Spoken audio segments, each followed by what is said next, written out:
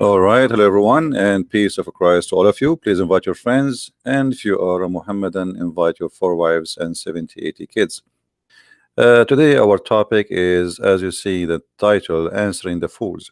You know, some people they make questions just to fool themselves, and that's just to make fun of themselves, and they think they are making fun of us. And today, we will give you an example. So, we will go to some comments, and we will see what the rabbits say, thinking that they are lions. Let us go to YouTube comments and read some rabbit comments. A Muslim Abdul said, ha ha ha ha, God have brothers. Matthew chapter 12 verse number 46, 47. And then he quote for you verse. First of all, never read a verse, by the way, quoted by Muslims, because they play with the translation. They add words, it's not there. Like in the other day, the guy, he says kiss, whatever, it's not there. So don't read what the Muslims say directly. I mean, even if you want to read it, maybe for the sake of argument, but don't trust the Muslims posting for you verses. And then he says, because Jesus have a brothers according to him, ha ha ha, God has a brother. You Christians are crazy. Christians are stupid. The answer for you, Abdul, is in the same verse, and this is why you are just a silly person. If we go to John, this is why he did not quote the verse after it. You see, he said to you to read. He wanted to read only 46, 47, but he don't want to read after. If we go here, we will find the following. Let us go first to the verse which he quote for us.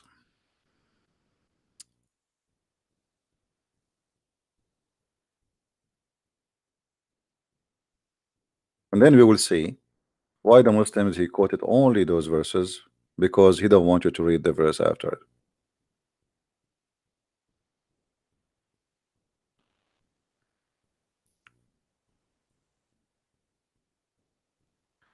Then one said to him, behold, the mother and the brethren stand without desiring to speak with me with thee. But he answered and said to him, who is my mother? Who is my brethren? And then he stretched forth and his hands, and he says to his disciples, behold, my mother and my brothers. So Jesus confirmed, my friend, as you see, that those who they are waiting outside, they don't present really a brother for him, or even a mother, even though this is his real mother there. The word brother, by the way, does not mean necessarily a brother from from your family. You know, I can say we call each other brothers. So your mother and your brother, those are the ones usually they accompany you. Let us say you're the one you grow with. So those are the brothers, the people they used to see you with them, not necessarily a sibling. And Jesus he make it clear that my brothers and my mother is the one who follow me. Those are my disciples. In the same time, Jesus said in different place and answering you, Abdul, and he said, I am, you are from down below, but I am from above. Who is the one who's talking? Jesus. So Jesus really have no relatives, and he is not a brother or a sister to any. As you see, Jesus is from above, and even the Quran confirmed that. Jesus is the word of God was sent down to Mary. If you go to Quran chapter 9 verse number 19, even the Quran says that Jesus is the Holy Son. Holy Son of who? The Muslims cannot answer. They keep saying to us, the son of Mary. Have you ever a person who is a son of a Mary? I mean, he is a son of who? Who is the father of Jesus? The only way to explain to us how Jesus came to existence, according to you Muslims, is to say that God he sent down to Mary his word, as the Quran says. So Jesus is the word of God which sent down. That's why Jesus here saying, I am from above while you are from beneath. You are from this earth, I am not from this earth. And he said to them, you are of this world, I am not of this world. So the Muslim Abdul, the same book you are reading for us, trying to prove to us that Jesus cannot be God because it says he have brothers. Jesus, he confirmed that he is from above, he is not like us. And yet the Muslim, they say to us, where Jesus said, I am God, worship me. Can Muhammad says, I am from above and you are from beneath? Can Muhammad say, you are from this world, I am not from this world?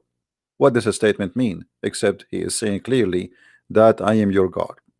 So when a Muslim, he tried to make fun, he just shot himself in the foot, because you just confirm that if you have brothers, according to you, Jesus cannot be God. That's mean Jesus is God in Islam. Why? Because the Quran never mentioned even Mary that she have any husband or she is married to any man. The Quran failed to mention anything about Mary except that she is a virgin who gave birth. And the Quran and the Hadith confirm that there's only one person who was protected from Shaitan.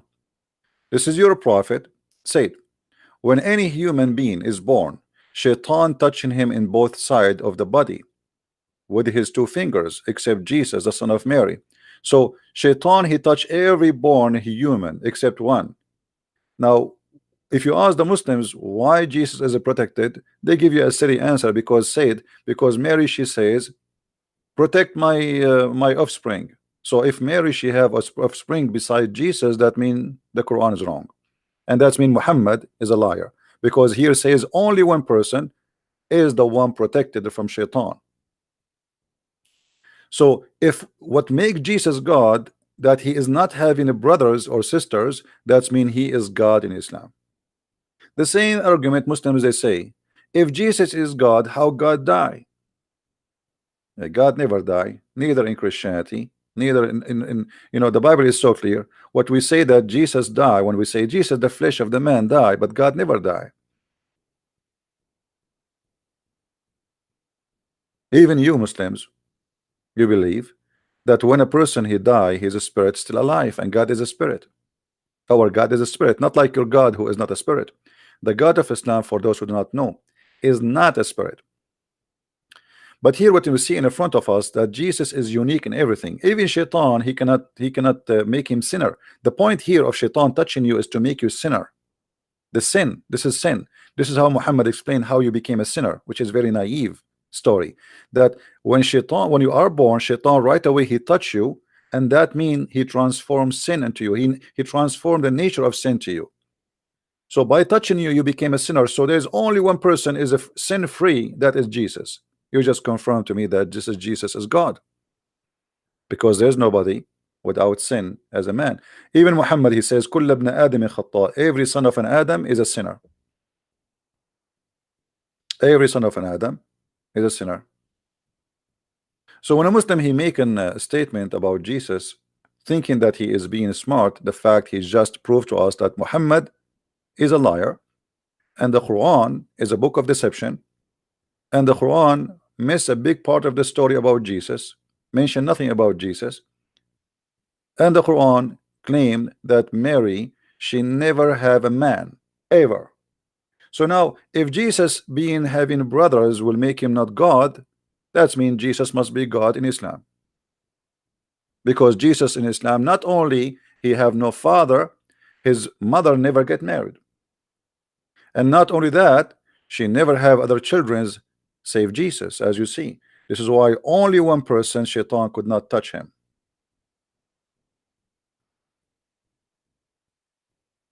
Additional to that, when a Muslim says to us, where Jesus says I am God, worship me, if we use his logic, we will find his logic its own will prove that Jesus is God. Why? Because if Jesus is a son of God, why his father don't save him? This is what they say to you. How in the world his father will let him crucified? That's what they say to you. I will use your logic to prove that Jesus then is God. Because if Jesus is a son of his father, which means the son of God, as you say, and if he is the son of God, that means his father will save him. Well, Jesus is saved in the Quran. This is how you see the hypocrisy of the foolish Abdul. They refuse that Jesus to be Son of God. If he's Son of God, his Father will save him. To save him from what? From a crucifixion. Okay. So now, if his Father saved him from a crucifixion, that will make him God. Yes, that makes sense now, because yeah, his Father will save him. But the Quran says that Jesus was saved. So based on your logic, Jesus is God. This is how silly Islam is. Islam is the most silly, stupid cult. They challenge you, but they don't practice their challenge on themselves. As an example, how Jesus can be God, but he do not know the judgment day. They say that to you. The fact, the same chapter you are quoting for me, it says that Jesus, he knew the judgment day. But the difference between Christianity and Islam, that judgment day is not preset. It is us who decide when the judgment day will happen. Because Jesus said, when you this, and do this, and do this, and do this, which means the whole world became corrupt, and that will make the judgment day come faster. The faster we corrupt this earth, the faster judgment will come upon us. God is about justice, is not a preset. He gave a chance to every human being to take his full time to practice what will make him believer or not believer. So if we say judgment day is going to be now, this is the final dead time, that's mean we did not give a chance to everybody who lived the same moment. There's somebody who is just 18 years old, and there's somebody he is just 70 years old, and there's somebody he is thinking about believing in Jesus. But when everybody became corrupt, which means the majority of the world became corrupt, and those who they are that said corrupt, and which means there's two kind of people is there. There's the corrupt, and there's the one who are following Jesus. Then the judgment day, there's no between. Then the judgment day will come. So the world will become extremely corrupt, to the point those who believe in God, truly believers, are very few, and then judgment will come. This is what happened in Sodom and Gomorrah. If there is 10 believers there, God will not burn the city. So when the Muslim, they say, if Jesus is God, he should know the judgment day, that means Allah is not God too. In the Quran, in chapter of Al-Qamar, Allah, he do not know the judgment day. Can we practice the logic of Muslims on Islam?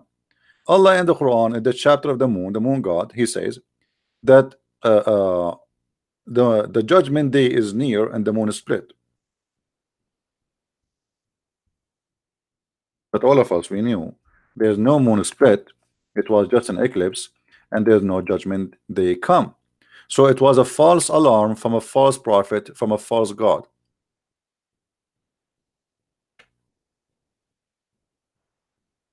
False alarm from false God, as usual. The same rules Muslims, they give it to you to examine Jesus, ask them to use it upon themselves, and you will see how they feel immediately. Like what else the Muslim, they say to you about Jesus to make him not God? Anyone can remind me? Anyone remind me?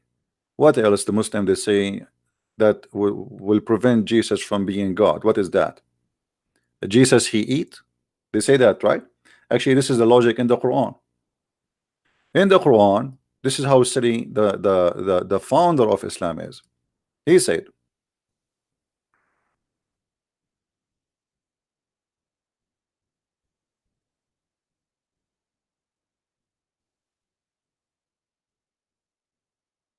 that Mary and Jesus, they used to eat food. The Messiah, the son of Mary, was no other than a messenger like whom has passed away. By the way, this is a false translation here. The translator, he put it between two brackets to cover the shame and the stupidity of the author of the Quran, because it says قَدْ خَلَتْ مِنْ قَبْلُهُ الرُّسُلُ, which mean all messengers before him, they die. The same Muhammad he used, and he said about him that all messengers before him, they die, which means Jesus did die, is not in heaven as he claimed. قَدْ خَلَتْ مِنْ قَبْلُهُ الرُّسُلُ, all messengers before him pass away, not a few. What do you mean? There was no, look how silly the stupid translation is. the like of whom had passed away before him. Doesn't say that. It says all messengers before him, they pass away. And his mother was stintly women, and they both used to eat earthly food. I mean, come on, how you can believe they are God? They eat food. Here you notice that the Quran is speaking about wrong Trinity and speaking the foolishness of Muhammad, because we Christians don't believe that Mary is God. Secondly, the first miracle Mary she asked Jesus in the Bible is not a secret, that he made the water wine, right? So we know that Jesus he eat and Mary eat. So what is that? I mean, so if Jesus he eat, that will not make him God. Let us make it simple now. So the God of Islam, he cannot eat. He's called Almighty, but he cannot eat, because if he eats, something wrong will happen. He will get poisoned. He will die. He might choke. He might not be able to breathe, or he might have diarrhea. I mean, how serious argument is? What does that mean? Are you saying to me that Allah, he will die if he eat? If you say to me that he needs food, here we go. Jesus, he fasted for 40 days. I want to see any human being fasting for 40 days.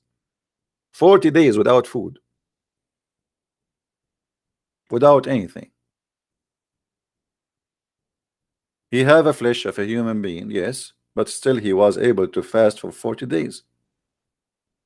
Your Prophet Muhammad, when he fasts for 8 hours, but during the 8 hours he suck all the juice he wanted from his wife mouse. Is that right? Look how fast, how good he's in fasting.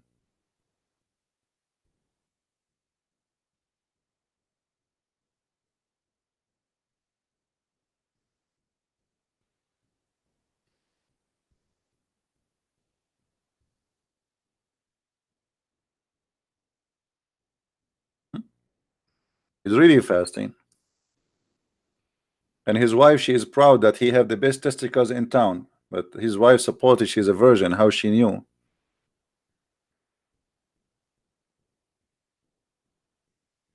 He kissed her and he sucked her tongue. Hmm? The Prophet SAWS used to kiss her and suck her tongue when he was fasting. Here, if we compare, we will see that Jesus never had sex, and that's matched perfectly with his holiness. Never have a wife, and never have needs. What is the needs Jesus have really? If you say to me that Jesus he ate and that is his need, that will be kind of strange from you to say so, because Jesus he came to us in the flesh of a man, which mean he have the nature of a man, as simple as that. And the nature of the man mean that if you don't drink, you get thirsty. If you don't eat, you get hungry. As simple as that.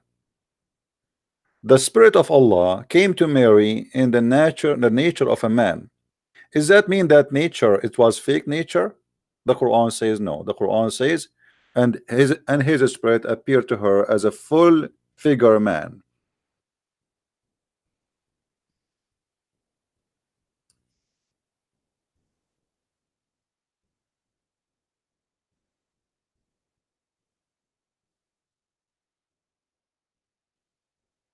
As you see here, chapter 19, verse number 17. We sent to her our spirit, and he appeared in the front of her in the likeness of a perfect man. So here Jibril came to Muhammad too. According to Muslim, they say this is Jibril. This is what they say. This is a Muslim saying, not me. They say this is Jibril. Okay, so when Jibril he become a man, does that mean he's still Jibril or he is not Jibril no more? Guys, are you following with me? When a Muslim he mentioned how God he became a man, he is saying that you cannot be man and God in the same time. Correct? This is the point. You cannot be having two nature. This is the whole point. So here we go. You Muslim, you say this is Jibreel. Okay, is he an angel now or he is a man? Which means he is not an angel no more. He lost his power as an angel and he is not considered as an angel. So why Muslims are hypocrite? Do you see the hypocrisy? I don't know if you understand what I'm trying to say to you. If the logic is that Jesus became a man, that means he cannot become God, or he cannot be considered be God because he's a man. Well, how Jibreel, the spirit of Allah according to Islam, and by the way, there's nowhere in the Quran it says that he is this is spirit of Allah is Jibreel, because in different place Muhammad even he called him, even in the Quran called the spirit of Allah Jesus. Muhammad obviously he is confused like Jehovah's Witnesses. Sometime he think Jesus is Jibreel maybe. So if being an angel cannot match being a man, same as Jesus cannot be man and God in the same time, that means Muslims are hypocrite and they are lying to us and lying to themselves, because here we go, Jibreel, he is a man and yet he is an angel.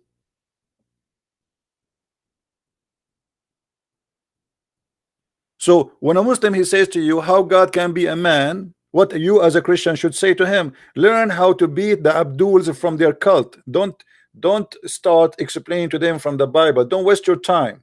He is not even listening. He's a Abdul. According to his prophet, Shaitan, he pissed in his ears. I can show you the reference. So don't try to explain to somebody Shaitan, he pissed in his ears. What you mean? Get him busted from his book. Are we following, people? A person who Shaitan pissed in his ears, he will not listen. And by the way, I'm not the one who said that.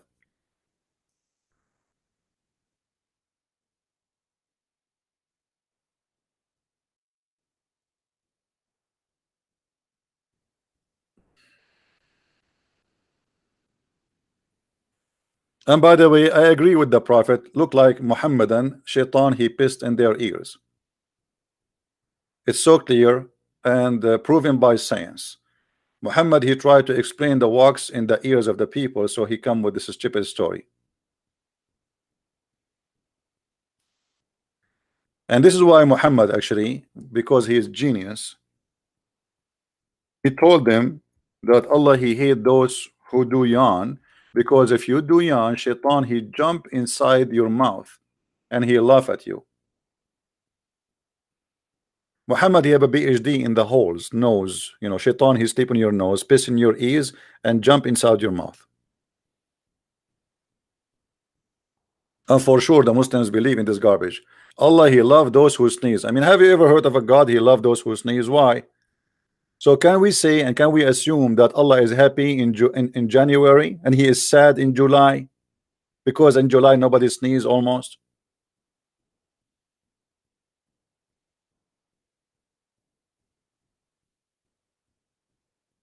And don't do yawning, because Shaitan, he will jump inside your hole in your mouth and he will laugh at you.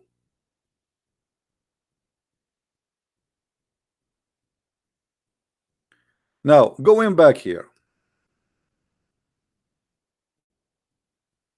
and I challenge any Abdul to post an answer for this.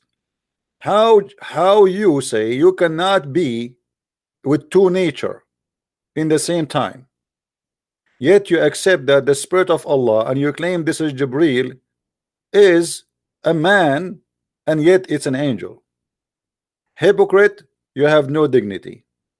You have always double standard and nothing new. This is what Islamic cult is about. Everything is double standard. Now, actually, I was planning to go and make a video afternoon, but maybe we will not do it today. We will do it tomorrow. I will change the date because I was planning to stay here for 15 minutes now. Now, as long we are talking about the nature of God, do you even Muslims know the nature of your God? Until now, I ask Abduls, Muhammadan, who is your God? Is he a spirit? They say yes. I spank him. He goes search in Google. He come to me after 15 minutes. He says, I found that Allah is not a spirit. Okay, look at this. Allah is Almighty God. He is not a spirit. He is a physical being. So how Allah is God, but yet he is a physical being? Jesus is a physical being. Do you see the stupidity? If you cannot accept God to be a physical being, then how you accept Allah as God, yet he is a physical being?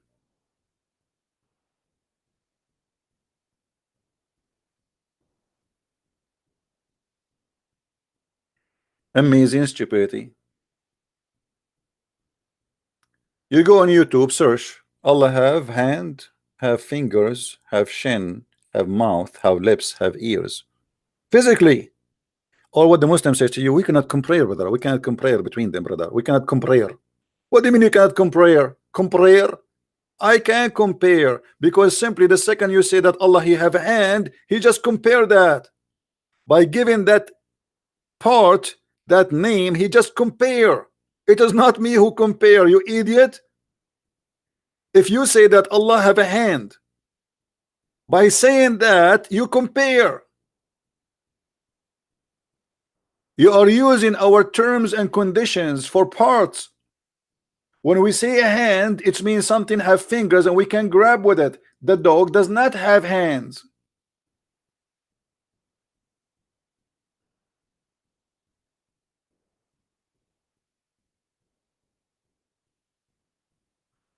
So they say to you, we cannot compare between Allah and his creation.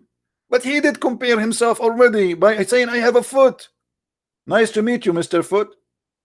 You will see the sheikh in YouTube saying, and then Allah will show his magnificent, beautiful foot. Those guy, suddenly the guy is saying his magnificent, beautiful. I mean, how you know she is beautiful? You just said we cannot compare.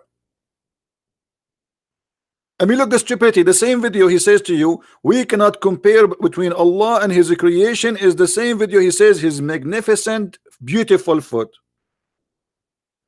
So you just said to me that he's beautiful, and we have many beautiful things around us. We know what the beautiful mean. Allah have a foot, but it's magnificent. But who care?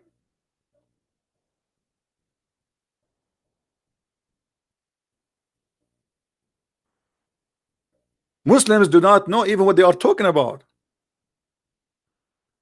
And by the way, Allah himself is an idiot. When they ask Muhammad, what is the spirit? Like the Muslims, they ask them, what is the spirit? They say to you as Jibreel. But you Muslims are ignorant. Allah himself do not know. How you know? If they ask Muhammad, they are asking you about the spirit, chapter 17 verse number 85. They asking thee concerning the spirit, say the spirit by the command of my Lord. Thank you very much. What is the answer? Allah himself do not know. Imagine, guys, somebody he call you from overseas and he say, hey, I have a question, I need really an answer for it. And then you go home and you say, okay, I want to search and I will get you the answer because Allah will give me the answer. And then he go away for 2 weeks, 3 weeks, and then he say, he come over, I get you the answer from Allah. And then you come back, he says, Allah, he says, only Allah knows what is the spirit. Have you ever heard of a cult like this? Well, they are asking you what is the spirit. You say you have little knowledge. This is why they are asking you, supposedly. I mean, do you see how stupid this verse is? They are asking you what is the spirit. You say to them you do not know. This is the answer. You do not know. Allah knows. Okay, so they are asking you what is the answer. So Allah, he took a vacation, he went to Disneyland, he relaxed, he put some lotion in over his 5 fingers and his magnificent foot, and then he come to us with an answer saying, only I know, only me, I know what the answer. But what is the answer? You notice always Muslims, they don't focus in the quality. They focus in silly stuff. As an example, how Jesus can be God, but he have a physical body, but their God is a physical body.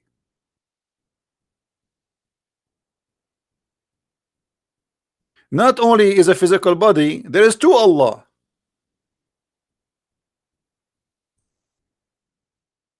How many Allah there is? There is 2. And we can prove it with reference.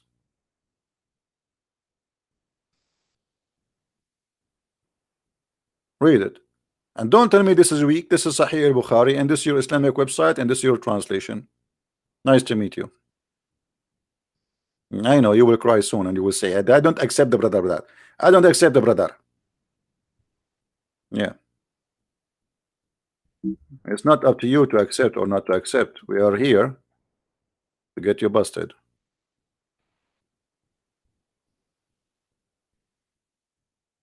Look at this God. There is two Allah in Islam. Allah will come to them in a shape other than they knew and will say, I am your Lord. And they will say, we kick your ass, you are not our Lord. We spit at you. Get out of here. Do you see it? Abdul, do you see it? Okay. So now let us think about this. Allah, he changed his shape. This is not his original shape, obviously. To the point the Muslims, they get disgusted, like they want to vomit.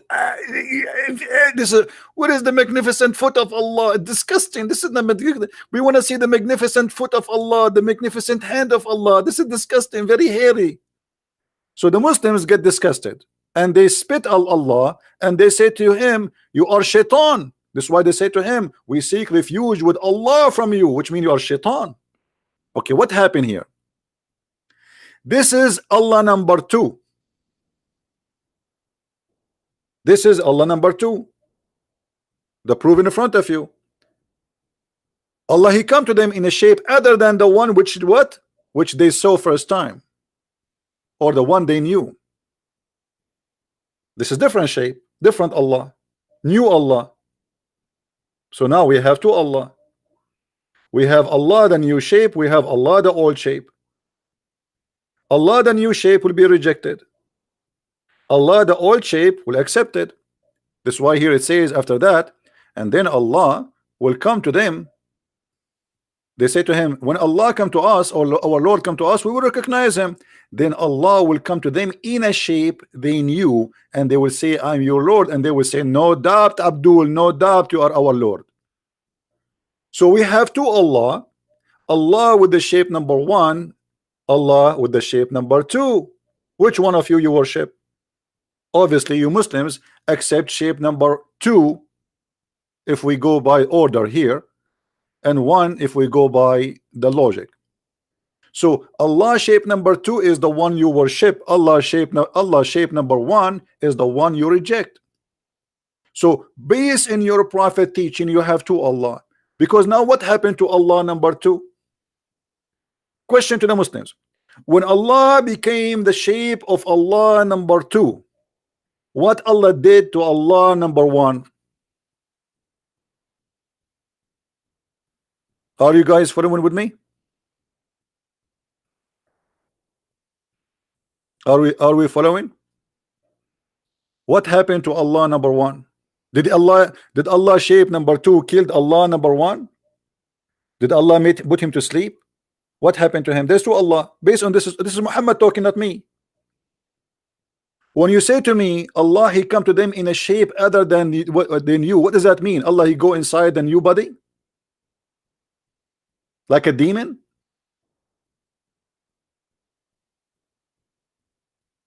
So look what happened here.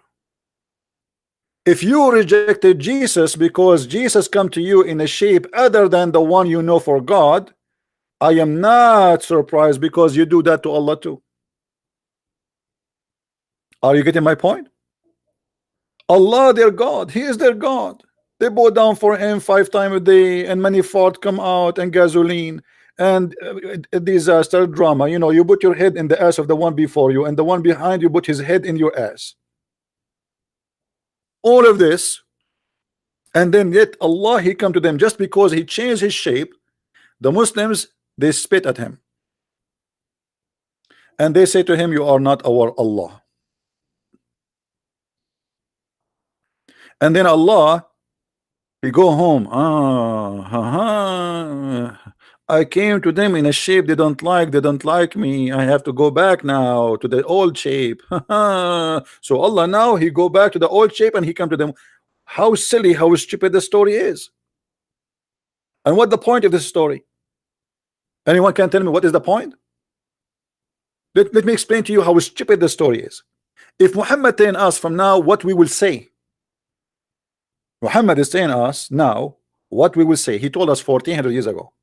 So what the point of this story? There's no surprise. If this is hide and seek, Muhammad, he burned the surprise. If the point is Allah will come to them in a shape which they will examine, he will examine their belief if they will worship someone else. Will you burn the surprise? They knew that Allah will come to them in the shape. So now why I want to say to Allah, you are not our Allah, if Muhammad said to me already that this is Allah but he have a new shape? Do you understand, guys, what I'm saying? Why a Muslim, after he read this story, why he will reject Allah if he come to him with a new shape? Muhammad, he just told him he will come to you in a new shape.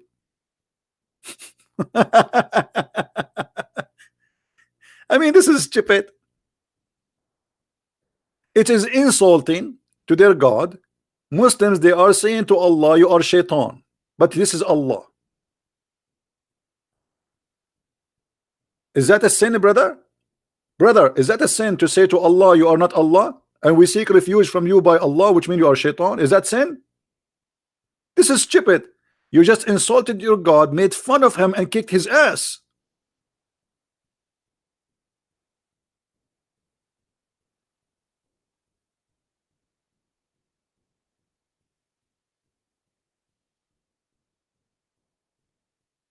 So the Muslims, Abduls, they are very confused about this God. They do not know who is he.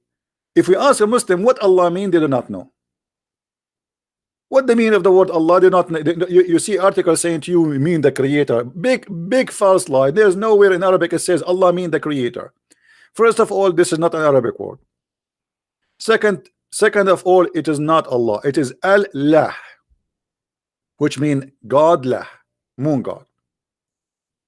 Third of all, you Muslims are so confused about his nature to the point you do not know who's he. Oh, what you know, he's a physical being, he have no spirit. Third of all, the verses and the hadith in front of us says that you Muslims, you will see Allah. How you can see Allah if nobody can see Allah? And how Allah will come in a shape other than the one you know, as Muhammad saying, that's mean you know Allah's shape. Who is the Muslim can draw a picture for us for Allah? As long you know it, guys. Does it say that? Read with me. Muhammad said Allah will come to them in a shape other than they know. What the shape you know? Either Muhammad is making fun of you, or you have to tell me what the shape you know.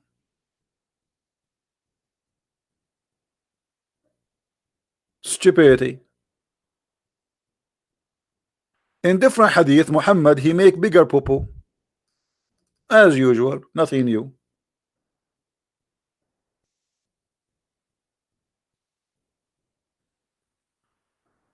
In the translation, they say that Allah will come to them in the nearest pictures that they know. The Arabic doesn't say that. The Arabic, it says he come to them in the picture which they saw first time.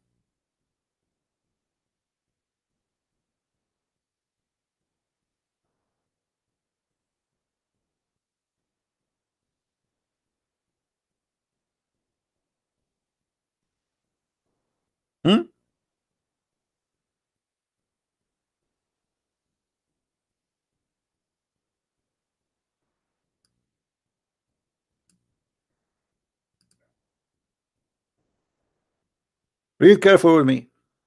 في أدنى صورة من التي رأوه فيها. The one they saw him with it. Lying in the translation. Liars.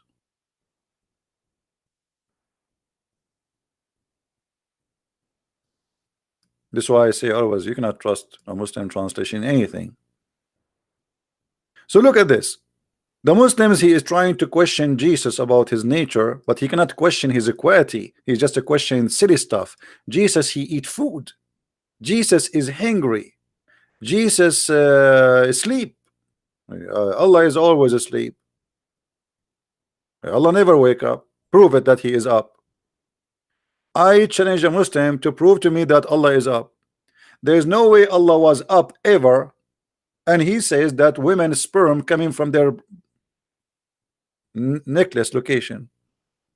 That's not only a guy or a god who is asleep. This is a god who is high with the drugs.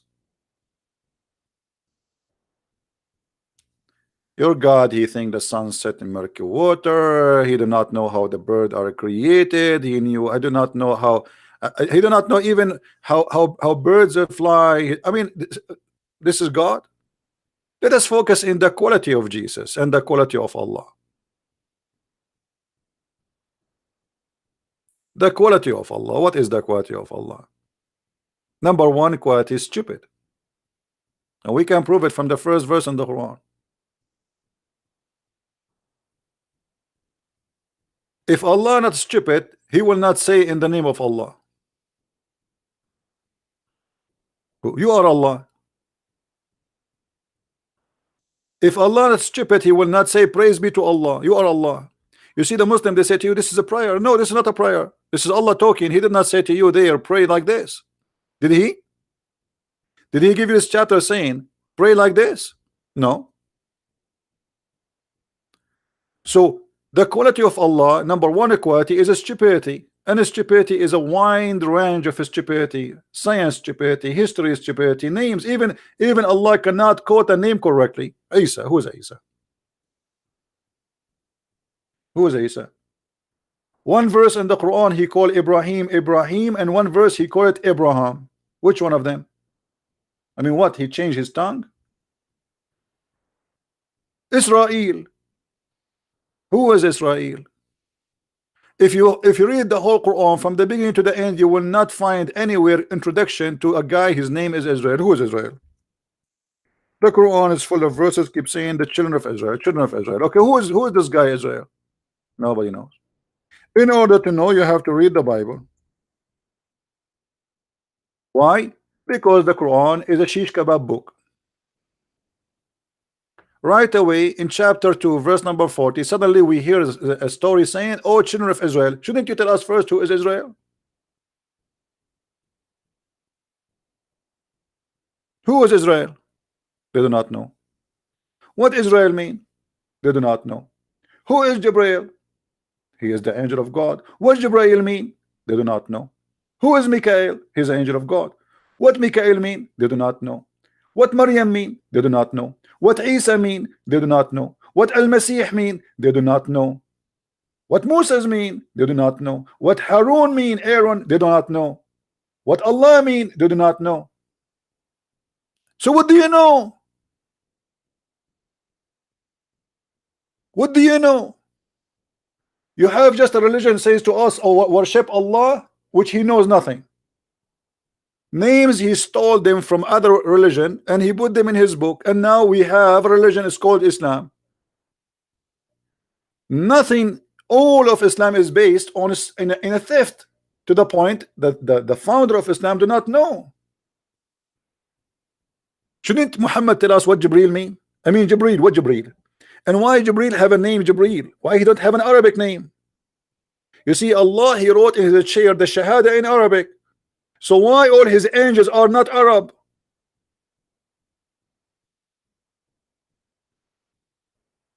Guys, do you understand what I'm saying? Do you remember the story of Adam? When Adam he sneezed, Allah he says to him, bless you. And then Adam he says, Alhamdulillah. Adam he speak Arabic. When Allah he forgive Adam, who remember how Allah forgive Adam? Adam he commits sin in heaven, and then Adam he asked Allah for forgiveness. He said to him, please Allah forgive me for the sake of Muhammad. Allah look at him and he opened his eyes like a frog, and he said to him, brother, how you know that someone is Muhammad and yet he is not born yet? Adam he said, Allah, when I sneeze I look up to the chair you have and it says there is no God but Allah and his prophet Muhammad. So I know that he is a very, very close person to you. Adam is born, he speak Arabic and he read Arabic.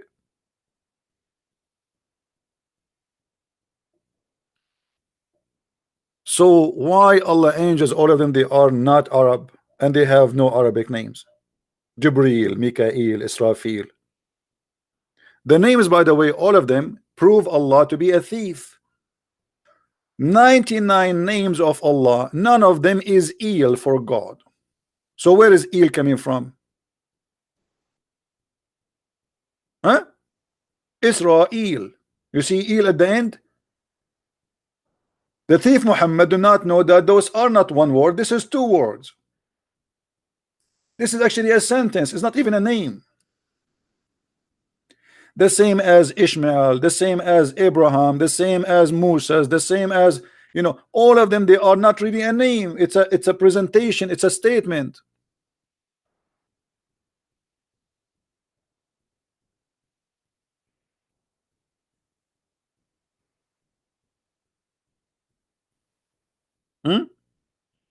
What Israel mean? Is your God Allah, his name is El, Muslims?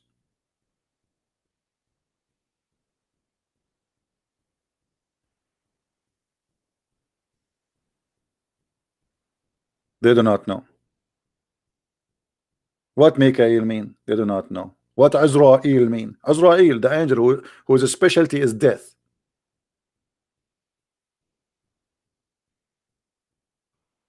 And by the way, the one thing I like about the angel of death in Islam, that he is weak. The Muslim, they make fun of the Bible speaking about that Jacob, he struggled with God, but they don't read this.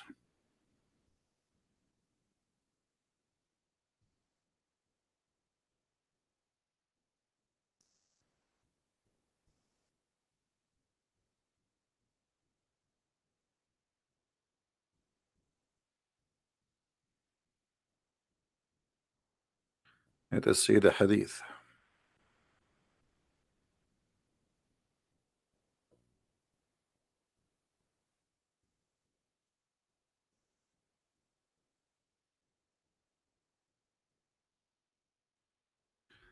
All right.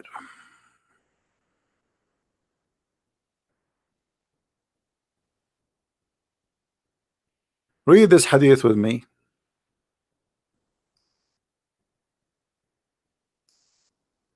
And learn how to live longer.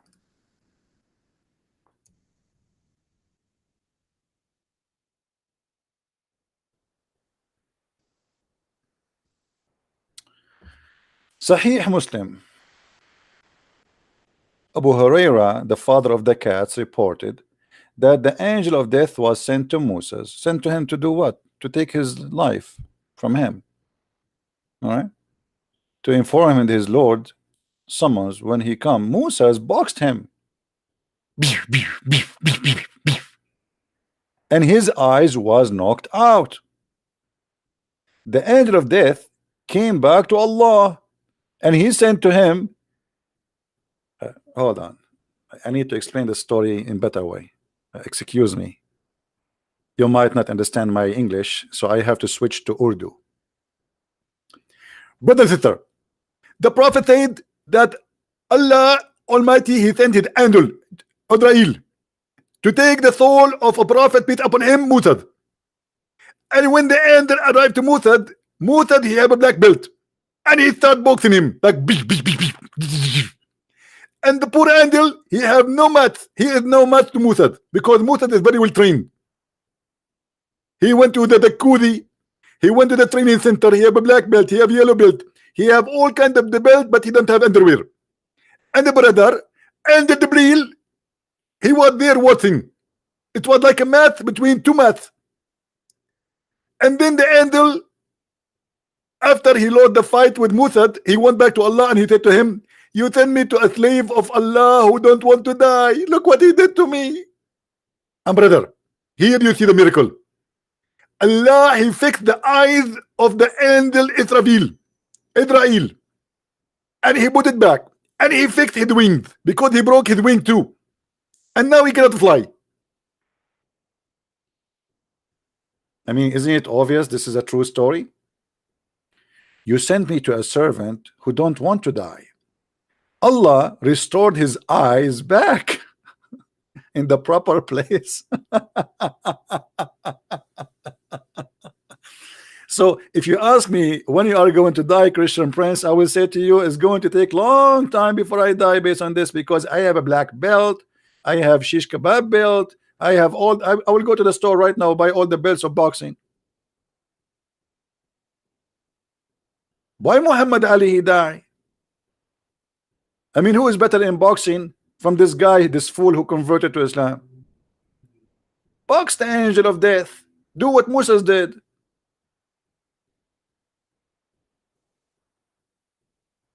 So when a Muslim try to question you, he is just making fun of himself.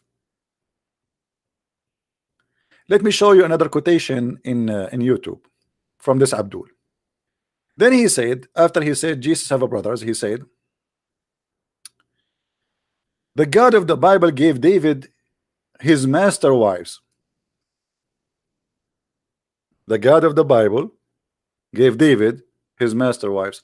The verse there, my friend Abdul Potato, it says that God saying to David, I gave you all the kingdom of Israel. Read it. Even you posted, you idiot. Which means all the glory of the kings before you, you've been given. But David never have any of those wives for his own. So you have now the control of everything. His kingdom, his throne, all of Israel is yours. And I will even give you more. However, did your prophet says that Allah will give him the wives of other men? You see, you are the one who brought that yourself. Your prophet says that Allah, he promised him to have women, which is really, really crazy to wish to have. Muhammad, he claimed that in the heaven of Allah, he is going to have sex with those following women. Allah will marry him to marry the mother of Jesus. God gave women to David. Look at your sick prophet. Women who pass away long before him, still he will sleep with them. Who are they? Listen carefully. Those are the list of women Muhammad, he will sleep with them in heaven. And some of them he slept with them already. Is it sufficient for you among the women of mankind or Maryam? Muhammad, he claimed he is going to have sex with Maryam. This is how filthy crazy he is. Yes, he is. And then Khadija, his first wife, and then Fatima, his daughter. Muhammad will have sex with his Fatima. Now the Muslim, they say, hold on. It doesn't say he will have sex. What do you mean it doesn't say? It says, isn't it sufficient for you women? And he count the women, and those women, they will sleep with him. Maryam and Khadija and Asiya, the wife of the Pharaoh, and Fatima. Why Fatima is there? Is Fatima owned by Muhammad? So look at this. Actually, if you have my book Sex and Allah, you will see Muhammad, he says to his wife Khadija in the bed of death, he said to her, send my greeting to my wives in heaven. Send what? Send my greeting to my wives in heaven. She said to him, Muhammad, did you marry women before me? He said, no, but those are women Allah promised to marry me in heaven.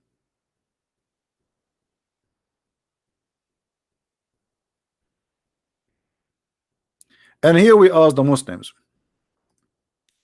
if Muhammad is a decent man, and you Muslims, you claim that you love Jesus, is a decent man is the one who says, I am going to sleep with your mother?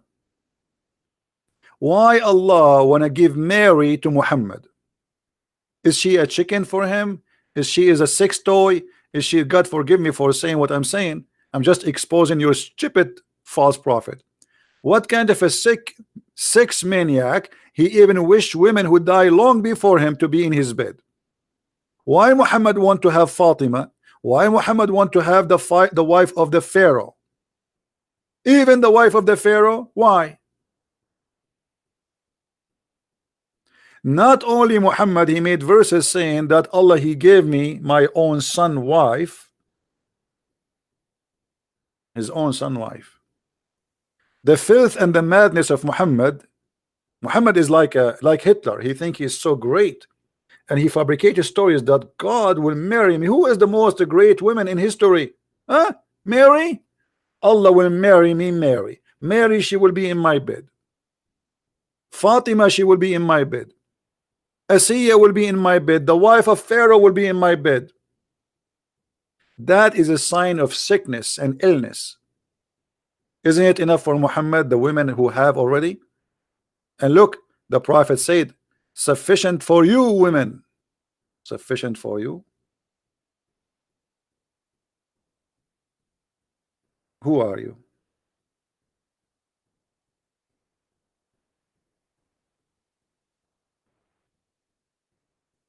If Muhammad was exist today, he will start the first one. He will change the list. He will change Maryam. He will change it to Kardashian, because Muhammad is just after famous names. And this is a clear proof that Muhammad is a sick person. Why Muhammad is so obsessed with sex with women who he never met, women who, like the wife of the Pharaoh. Even the Pharaoh is not safe. Hey Pharaoh, Muhammad is going to F your wife. That is a clear sign of sickness and illness, mental illness.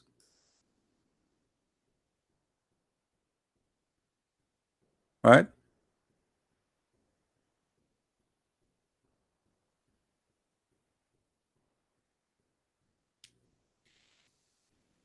Do we have any Abdul? Isn't it sufficient for you? Sufficient for you among the women? Who are you? Allah is this is why Aisha, she knew that Muhammad is a perverted man. He is not a prophet of God, and he cannot be considered a decent man. So she said to him, Inni ara rabbuka yusari'u ila hawaka ya Muhammad. I see that your God, he rushed into your sexual desire, Muhammad. Aisha is not a fool. Your God, he rushed into your penis desire. The whole point of Islam is Muhammad, penis and pocket. It's not about God. That's why Muhammad, when he says attack the Roman and get the blondie girls, he did not say attack the Roman to spread Islam. He said attack the Roman so you can get the blondie girls. This is the agenda, and this is the target. Al-khumsu lillahi wa rasuluhu. The fifth of every booty is for Muhammad.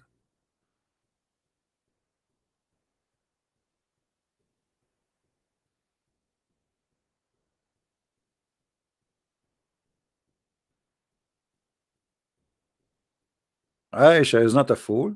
She noticed that this guy, when he wanna have sex with somebody, he make a verse. Allah is the puppet of Muhammad, as simple as that.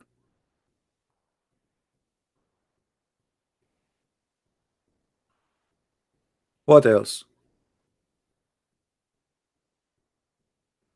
All of Islam is based on the booty.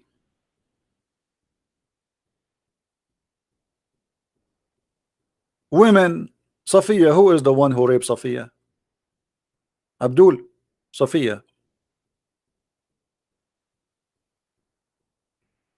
How Muhammad he got Safiya? He raped her, he killed her father, her brother, he killed her family, her husband. She was a new bride.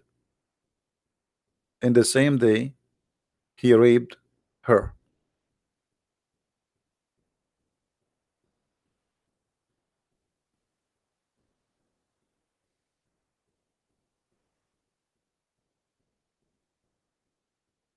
Do we have any Muslim here? So to make it simple today for our topic, Muslims, they try to make Jesus look like he don't have the qualification to be God. But the qualification of God is about Almighty God. He can do whatever he wish. Allah don't have the qualification. The only qualification Allah he have is a stupid statement he say here and there, where he claimed that the sun set in the murky water, where he says that the person, the human being, was a sperm, and then the sperm became a congealed blood. That is a qualification of Allah. which means he's been a fool. When Jesus he speak, he is a very extremely wise. He is sin-free. Even Quran chapter 19 verse 19, it says clearly that he is a holy son. Holy son of who? Holy son of who? Muslims don't have answers. Jesus is the holy son of who? Mary? Isn't it the Quran forbid you from calling people by their mothers? You call them only by their father?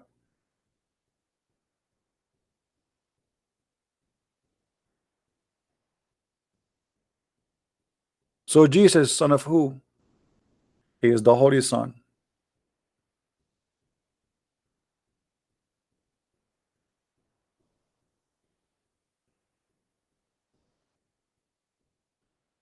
He is the holy son. He is holy. He is sin-free. The qualification of Jesus, he is holy. He is the word of God. Go and watch the video we made where it says that Muhammad, he says, he called Jesus Ya Ruhullah, oh the Spirit of Allah. Only Jesus have such a title. He is the Spirit of Allah. If the Muslim they say to us that Adam is the same as Jesus, and we made a video about it, you can go and watch it a few days ago, that will be stupid, because Jesus is not the same as Adam in any way. Even in the Quran, Adam was created from mud, Jesus is not. Adam is not the word of God, Jesus is the word of God. Adam was not created by B, and he was, neither Jesus created by B, and he was in Quran. Stupid book, foolish God.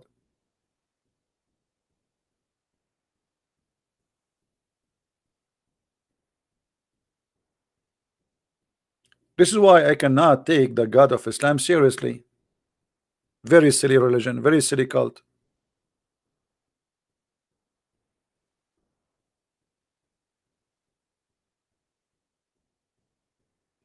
Do we have any Muslim?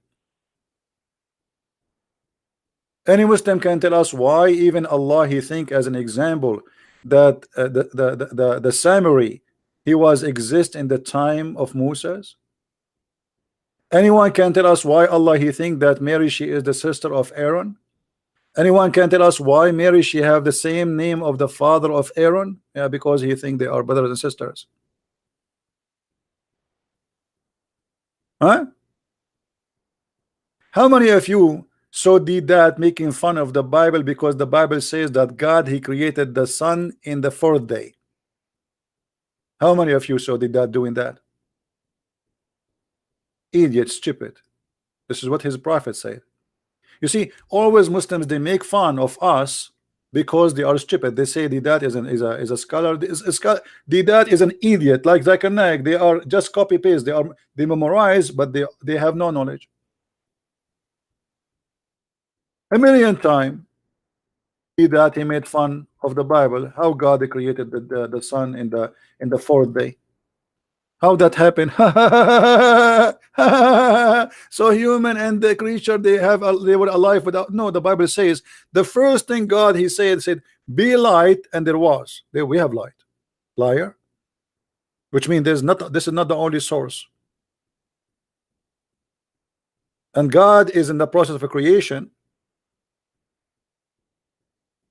And yet you're a prophet, he copied from the Bible, and you make fun of the Bible, which means you are making fun of your prophet.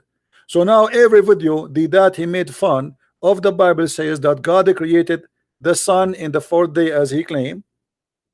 He's making fun in Wednesday here. Allah the exalted, the glorious he made. Read this Muhammad talking. Swearing by Allah, he said, Allah created the clay on Saturday and created the mountains on Sunday, and he created the trees on Monday, and he created untiring labor in Tuesday, and created the light in Wednesday. The Muslims they make fun of you about the Bible saying the light created in such a day. It's in there. Do you see it? It's there.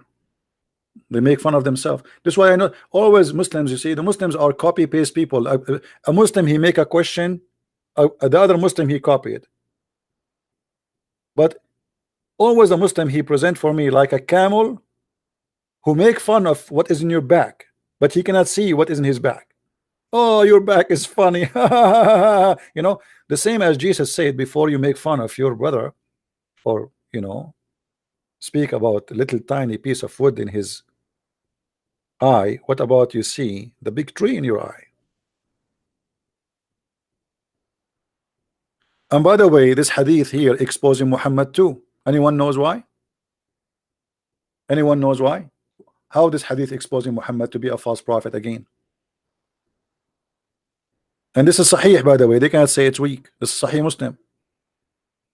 Why this hadith exposing Muhammad?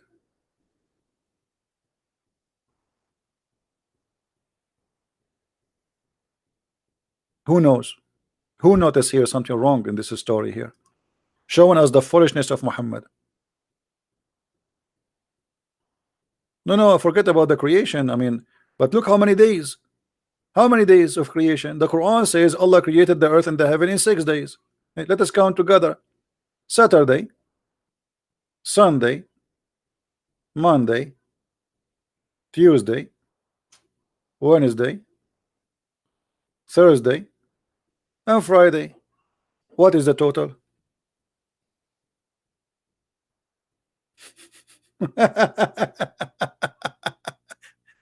How the Quran says Allah created the earth and the heaven in 6 days, and here we have 7. No, here we have 7, not 8. No. There's different verse in the Quran. There's 2 verses in the Quran. One says 6, one says 8, right? But we will go with the one for 6, or we can go with the one for 8. But anyway, it doesn't match any of them. Stupid. This is what happened when a person is a false prophet. Here we go. Muhammad is counting for us the days of creation. So now they became 7. And what we will do now? This is Sahih. And Allah created Adam a Friday afternoon. And by the way, when Allah was creating Adam afternoon, do you know what happened? Anyone remember? Adam, he said to Allah, finish me before the sun set. Which is hilarious. I mean, Adam is just in the process of making, and now he knew that the sun is going to set. How does this guy know the sun set? And the funny, by the way, the Muslims, they have articles saying the Quran, when Zacharias, he made a speech. Brother Titter, in the Bible, it said that God created the earth and the heaven in 6 days. In the Quran, it's used the 6 days, but it means period. It's not about 6 days at 24 hours. So it is 6 period, and it's millions of years. Look at the liar. I mean, look, what a liar. Here we go. Your prophet saying Saturday, Monday, Sunday, Tuesday, Wednesday, Friday afternoon. And then they say that this is the mistake in the Bible. In the Bible it says 6 days, but in fact the Quran says 6 period. 6 period? You are the one who have a period. And you better put a diaper.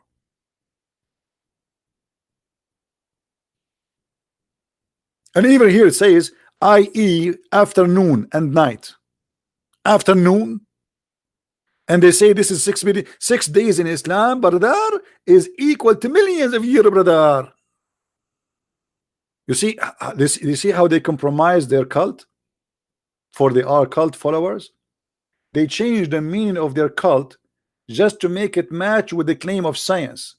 They have no dignity. You see, a believer, he will not change what he believes just because you want to match it with the theory of somebody of millions of years. We Christians, we don't believe in the millions of years. You like it, you don't like it, I don't care. A scientist will say the earth is a 3 billion year, whatever he says, I laugh. For me, I believe this is stupid. For him, he believes I am stupid. I don't care. Until now, they could not find any civil life except for a few thousand years from now. And it's going to be funny to say to me that the earth is millions and millions of years, and yet you have no history of that. Especially for a human being. So they lie about everything in order to deceive you. They make fun of things it is written in their book, because they do not know.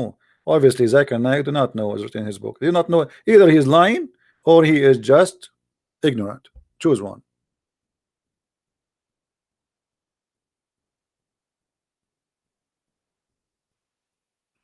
If you are a Muslim and you wanna debate me, my friend, you can do that. Just post in my Facebook page that I want to debate you. We click at your Facebook page. We have to see, verify that you are qualified to debate me, which means you have to be a person.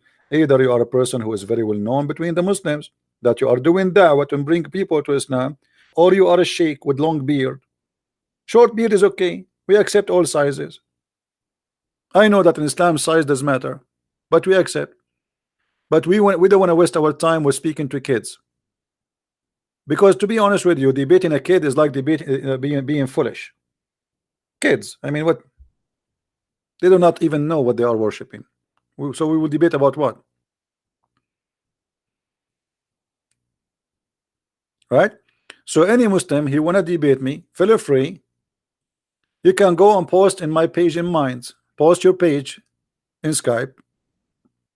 Sorry, in Minds. Tell me this is my page. Or you can go to my page in Facebook and tell me, here we go, I want to challenge you. Post there. I click at your Facebook, that will be easier. We verify who you are, that you are a person who is worthy of debate, and I will be happy, and I will ask you for, you know, when you post in our reply to you says give me your Skype. Actually, you don't waste your time, just give your Skype. If you are worthy of debate, I will be happy to debate you. All right?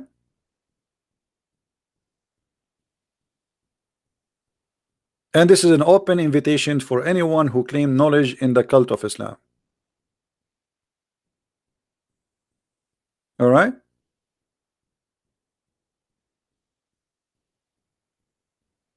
No, because you know my Skype became a crazy. I mean, I open Skype is like I get every day, and there's many people they are silly. I mean, hi, hello, how are you? You know, I mean, it's endless. So we will not do that no more. Anyone want to debate us? You are welcome. You have to be qualified. A sheikh, an imam in a mosque, a person who is doing, let us say, da'wah. He have a lot of people. He make videos, etc. He claim to have knowledge. You know, that will be fine for us. Soldier of justice debate you about what? Soldier of justice, what do you know about what is your knowledge? Give us your Facebook, soldier of justice. Text me in Facebook, let me check you out to see your size. And as I said, everybody is welcome. I say and I repeat, Islam is the most silly stupid cult ever you can meet in your way. Muhammad, he got himself busted all over. He claimed knowledge, but in fact he is a fool.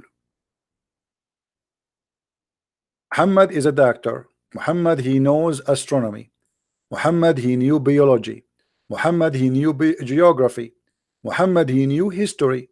But all of those prove Muhammad to be a false prophet, him and his God, both together. Have you ever heard of a prophet saying whoever comes first, the baby will resemble the father or the mother?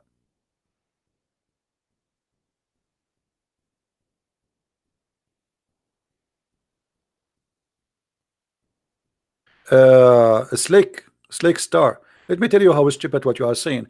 I have my Skype open for the last 2-3 years, and you potatoes don't dare to call me, and now you are saying to me open your Skype, you coward. 3 years I have tons of videos answering Muslims, and you will not waste the time, you idiot. You are in the internet just the same as you are posting here. Post it in Facebook.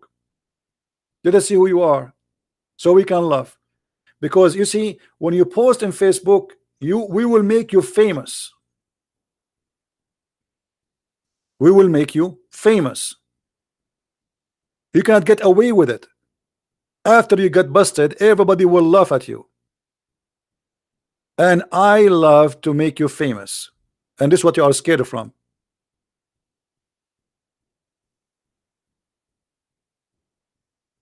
We will put your Facebook page. Everybody will know who did that to you and who are you.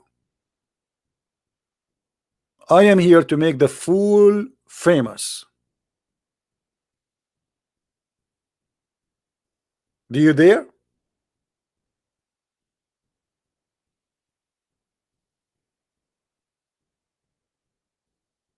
Any Abdul?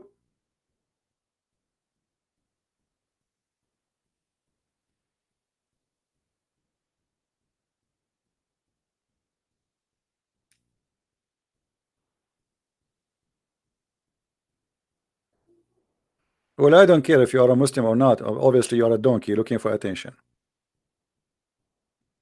Get out of here. He's not even a Muslim. If you want to hear me talking to Muslim kids, I have 1,000 of videos Muslims calling me. Go to mommy. Don't forget to get some milk.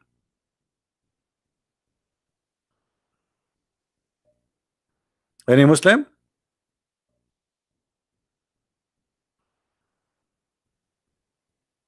Any Muslim have the courage? Who is a Muslim have the courage? We want to make you famous. Anyway, we will leave that challenge open to any Muslim. You know, we challenge all those kids who claim to have knowledge, like Mimi Hijab and his nurse Ali Dawa and Samshi, and you know, and none of the coward dare even to say hi. And my videos all over. All of them, they want to debate David Wood. Yeah, and they want to debate about the Trinity. All of them, because they are cowards. Zakir Naik, you don't dare. Nu'man Khan, you don't dare. Potatoes. I cannot give you a better title.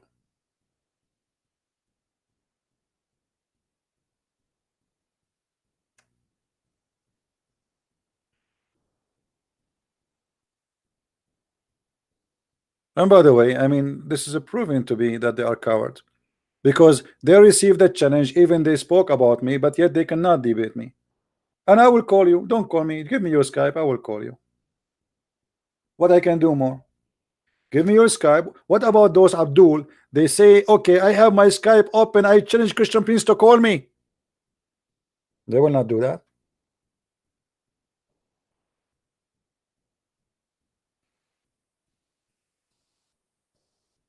Right?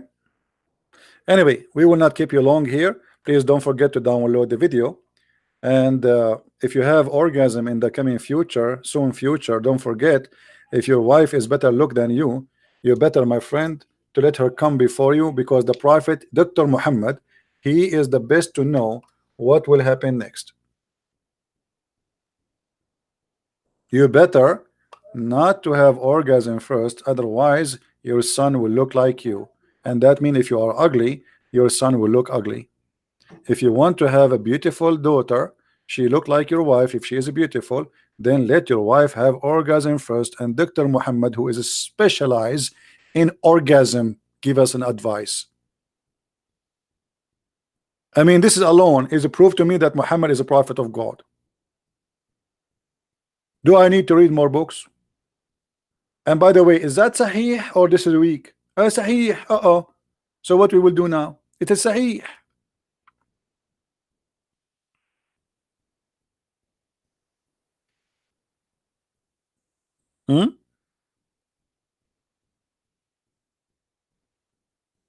It is Sahih.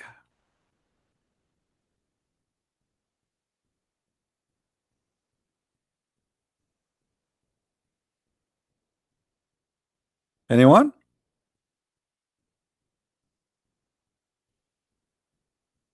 You know, the funny, the Muslims, they say to me, you are a liar, but nobody is calling Muhammad a liar. I mean, look at you. They make videos about Islam and science, Quran and science. Okay, make videos. What about the Quran? The Quran says that you are a sperm and then you will become a dead blood.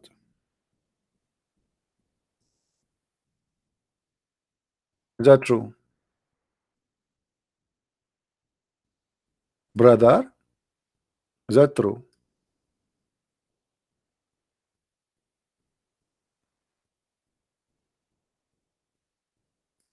The sperm transform into a congealed blood? That is science. Who is talking Allah? Soon the Muslim, they will say this is a weak hadith. This verse is rejected.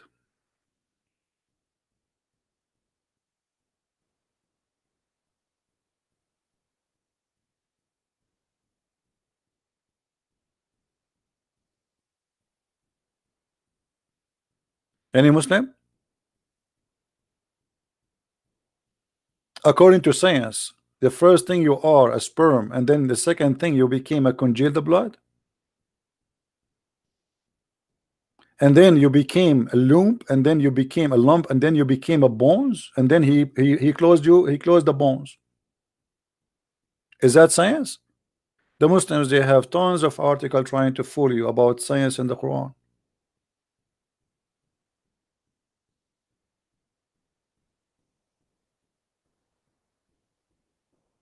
Anyone?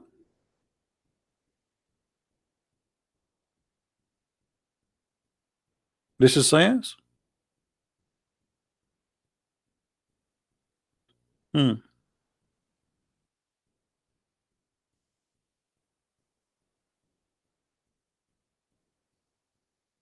But anyway, Muhammad, you see, obviously he have a very high education, to the point Muhammad, he think that the sperm not only come from the man and the women,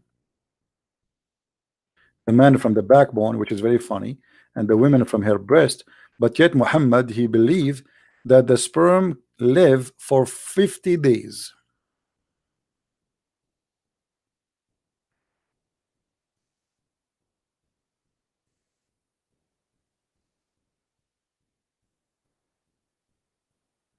Which one is lying? The doctors or Muhammad?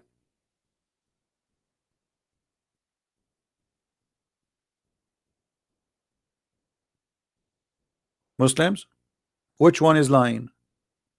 The doctors or Muhammad? By the way, maybe he's talking about Arab people like us, because we Arab, our sperm live for long. I remember I have a friend, a brother, he left his sperm like like he went to vacation, brother, and he saw a beautiful tree. Beautiful tree. We Arab, we have orgasm for seeing anything, even sometimes it's a goat. So he saw a beautiful tree and he have orgasm, and he left his tree, his sperm in the tree. He came after like 50 years, and then he found his sperm growing trees. Yeah, he make the tree pregnant. You know, true story. 50 days. I mean, Muhammad almost so close. If he just take the zero, almost he is right. And instead of Muhammad saying 5 days maximum, he says 50 days. And look here, the Prophet, he is so honest. He says 40, 50, like, I am not sure because Allah did not tell me the exact, but he told me between 40 and 50, brother. I mean, look at the honesty here, and look at the details. Like maybe 45, 46 days, 48 maybe, but it can be 52, 50. Yeah, it can be 52. It's possible. Like depend in your the strength of your sperm, brother. And obviously Muhammad is not lying. The Muslims didn't make fun of Muhammad. Is that sahih or this is weak? Sahih. So what we will do now, it is sahih. It is sahih.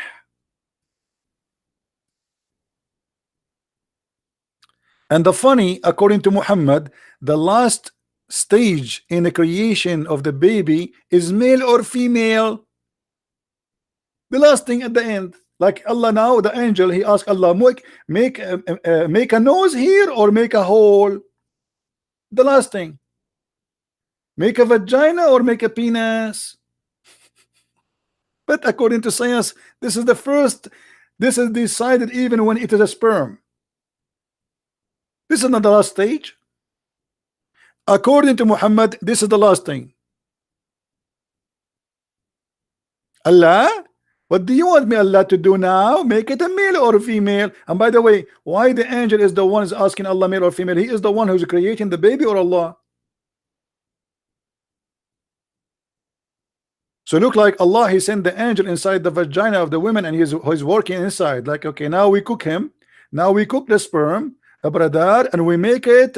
We will keep the sperm going in a trip journey Disneyland for 50 days, and after that we make it a congealed blood.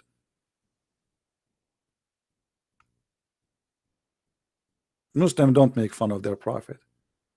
They say he is the truthful and he is telling the truth.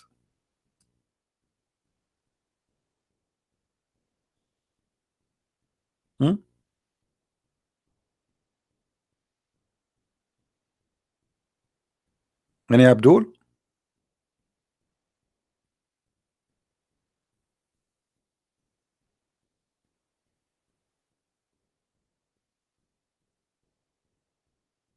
Yeah, the word resemble the parents is about male or female. The Muslim, they might try to say to you it doesn't say that, but it's about a male and female. We can prove it. Actually, I have a video about it. You can go and watch it.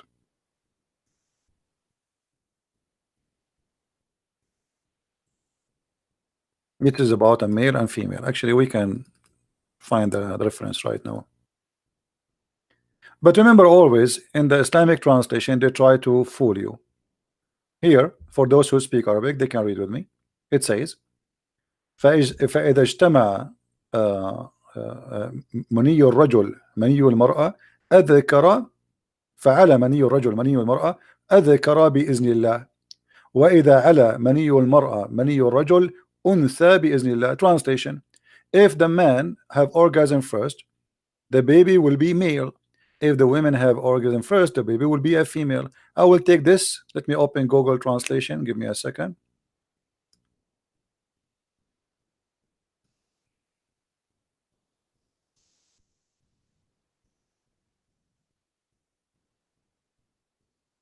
We have to use Google Translation because we know. I mean, what can do? You guys don't speak Arabic. And the English translation, they try to hide it. So I will copy in the front of your eyes. Here, read with me. Copy, and then we go to Google, paste. Where's Google? Here we go. Here we go. I'm pasting exactly the same sentence. Translation. Here, like you know, the translation is really funny. If a man his orgasm came first before the women, and if the women better, I mean, translation is really horrible. What the heck is that? The word many translated as from, or you know, which is a sperm. Let us see what we can do. Even the word does not, like, you see here it says, so is the baby will become a female or a male. You know, here it says a male and then it says a female, but in the translation it's come really funny. I don't know why. I mean, Google is really stupid. If you go to the Arabic the English translation made by the Abdul, you will find that they hide all the story. Let us see. Look what the Muslims add. The Muslims add between the bracket chromosome. Chromosome. Muhammad, he was saying a chromosome. So look how they fabricate.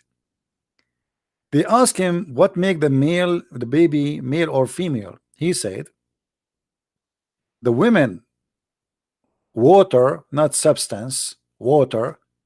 The man water is white and thick, and the women water is yellow and thin. And here look, the both I ovum central partition. This is a lie.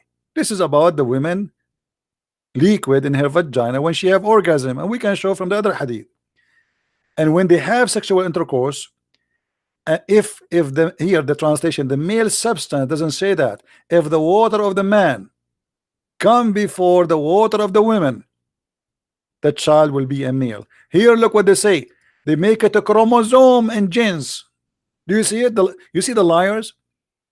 How we can get them busted easy? Go to the other hadith.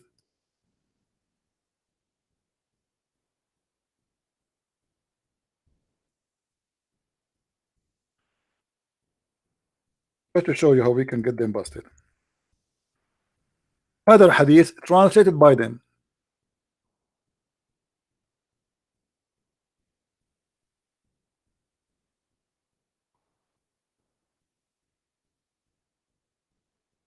A woman, she came to Muhammad and she said to him, if a woman she see a liquid in her vagina, should she wash? So this is a liquid not about the chromosome, this is a liquid in her vagina, she have a wet dream. Muhammad, he says, yes, you have to wash if you see a discharge, if she sees that, something you can see. Then his wife, she said, does that really happen? Which means, does the woman have a discharge? He said, yes, the water of the man is thick and white, the water of the woman thin and yellow. That is what she see in her vagina. All right. And here you notice Muhammad comparing between the white thick sperm of the man and the white and the yellow thin water of the woman, which is a sperm. And this is exactly in agreement with the Quran, chapter 86, verse number 6 and 7. A woman, she came to the Prophet, says, in the case of a woman, she must take a bath. So Salim said, I was, etc. You know, blah blah blah blah. You know, she saw a wet dream. Look what he said to her. He says, well, otherwise, how can a child resemble her? The man discharge, i.e., sperm, is thick, and the woman discharge is yellow. Do you see it says discharge? The one who asked me, do you see it says discharge? This is discharge, not a chromosome. So Muhammad, he claimed the one who decide the gender is the one who discharged first, and he described them. So when the Muslims in the other translation, they try to fabricate a translation and add a chromosome, they are trying to hide the shame and the stupidity of their prophet.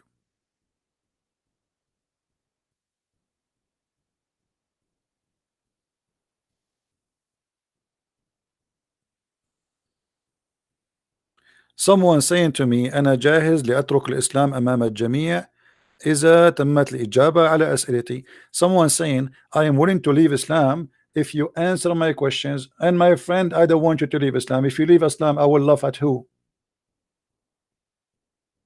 What I will do then?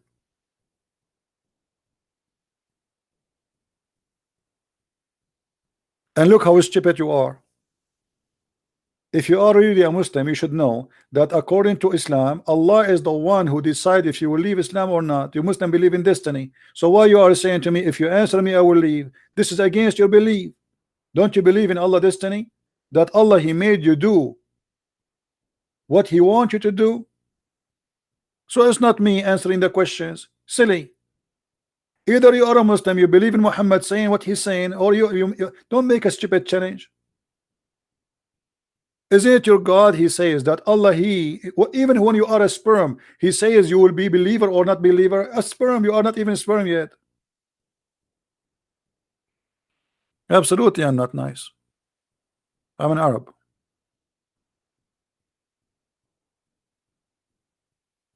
Once I was nice. Once upon the time I was nice. I went to the doctor to check why. I told the doctor, like, "Hey, listen, I am an Arab, and I don't know. Yesterday I was nice."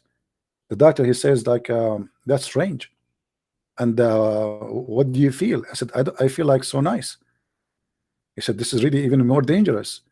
He said, should we do like a scan for you? I said, I don't know. ما أدري, you know. And but thanks to Allah, the second day I was not nice anymore. I was really scared. I mean, I was nice for like few hours, which is really weird.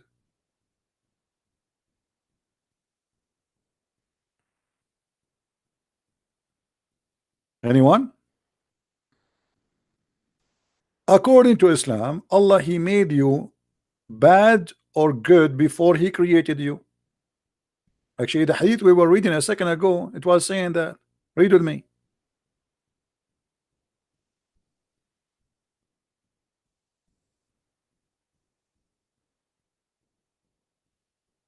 When you are when you are in the process of making you, Allah, He decide all you do, including your belief.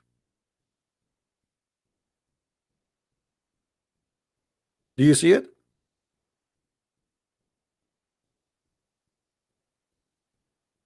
And this is why Muhammad, he says, a person, he might do the work of people of hellfire until there's a distance of 1 cubit between him and hellfire, and then what is written by Allah will take over and he will go to heaven. Do you see it? It's destiny.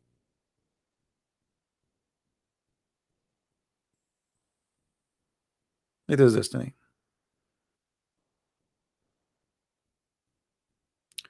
Maybe this guy is serious about leaving Islam.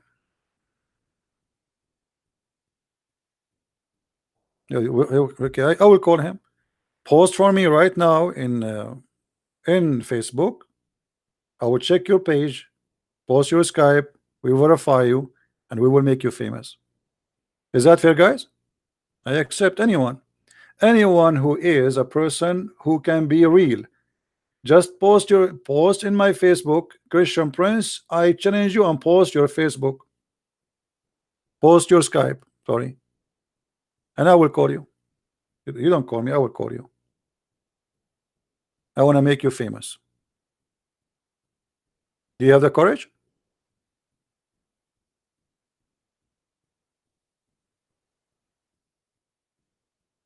Do you have the courage?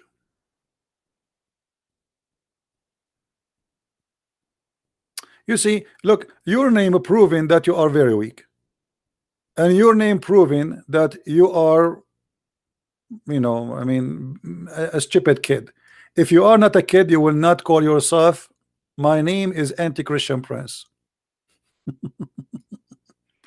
There's no way somebody is a scholar, he will call himself. You must be 13 years old, boy.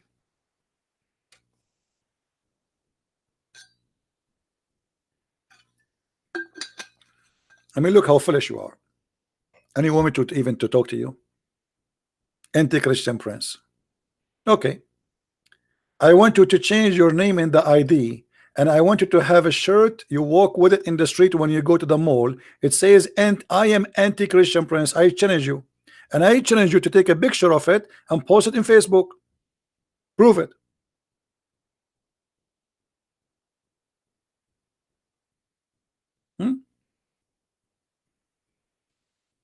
And look how scary I am, to the point Muslims are Anti-Christian Prince. This is what I do, changing lives and collapsing Islam. Anti-Christian Prince. Carios John, my friend, my brother, please don't repeat the same message and make it capital. Just once, that's enough. There's no need to repeat it over and over and over. Anyway, do we have any Muslim here? There is a Muslim scholar, or you have knowledge?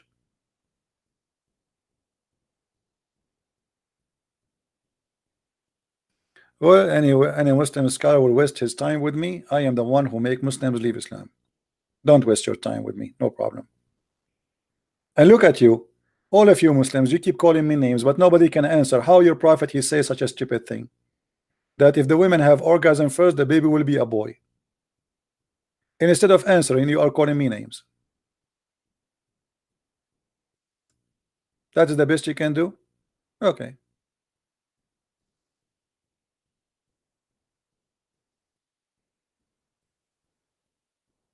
The sperm will stay alive for 50 days. The best you can do, you call me names? The sperm is coming from the backbone of the man. The best you can do to solve the problem, you call me names? Okay, keep trying. What about the women? She have a sperm coming from her ribs.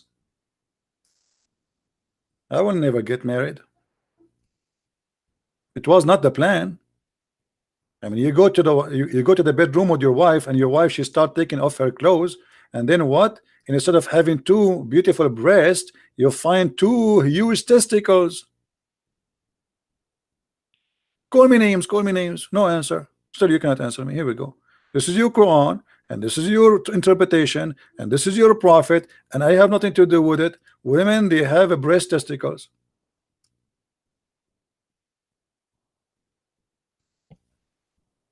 Call me names.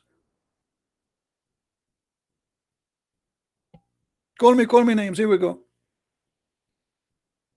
And by the way, here this says the loins of the man. It says the bone of the man, the bone, the backbone, the last bone in the back of the man. We can change the interpretation for you, Abdul, if you don't like this one. We can show you Ibn Kathir. Do you like Ibn Kathir, brother? What do you think about showing you Ibn Kathir? Let us show you Ibn Kathir. Don't call Ibn Kathir names, brother. Not nice. That's not nice. I know, because now you will start insulting Ibn Kathir, and you will start saying to him, liar, liar, liar, liar. I mean, unbelievable. This is Ibn Kathir, brother. Show respect. Okay. This is Ibn Kathir, brother. I will show it to you on the screen. As you see, this is your website. I'm very thankful for the Muslims, by the way, because they made those websites for free for us, so we can get Muhammad busted. Chapter 86, verse number. By the way, Ibn Kathir in English is far away from the truth. But anyway, and Ibn Kathir, he made his interpretation to defend Islam, not to explain Islam.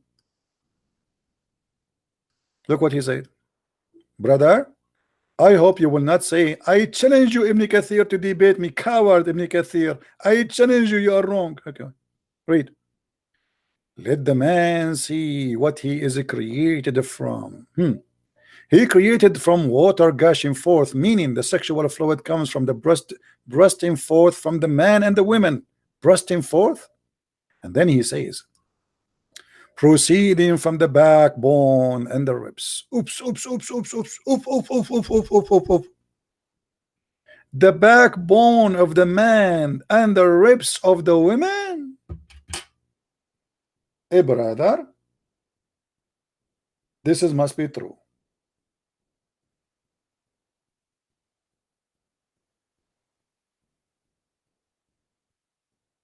Meaning, the backbone of the man and the ribs of the women. Who is saying that? Ibn Kathir, not me.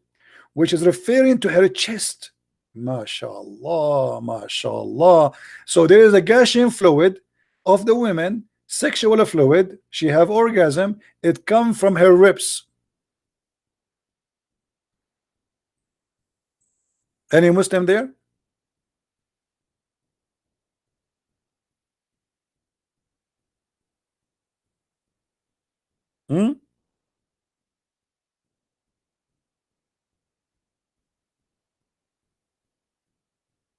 Where is the Muslims who they are angry from me? Who is going to give us answer? Hello?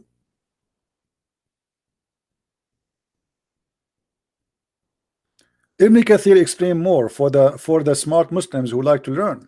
Proceeding from between the backbone and the ribs, the backbone of the man and the ribs of the women, i.e., it is a fluid. It is yellow, fine in texture. The child will not be born except from both of them, i.e., their sexual fluid. Do you see it, Muslims?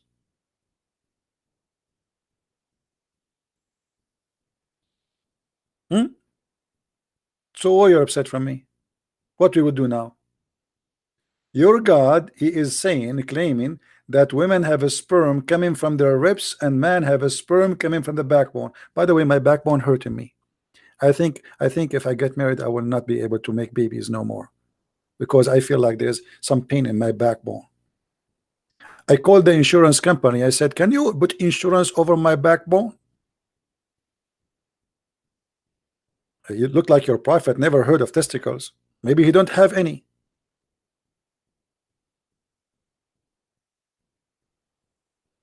Any Muslim have an answer?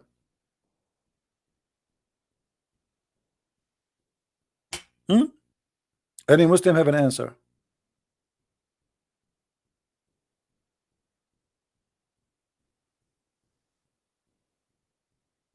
You know, a Muslim listening to this, he looked like a panda bear, and he is eating a carrot. Like, it's not me. I heard nothing. I saw nothing. I'm waiting for you in Skype to debate me, brother. Brother, I'm waiting in Skype, brother. Anyone? He messaged me in Facebook. Let me open my Facebook. Hold on.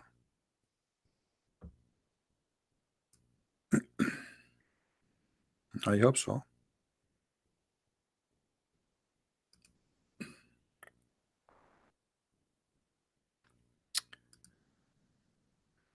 Facebook.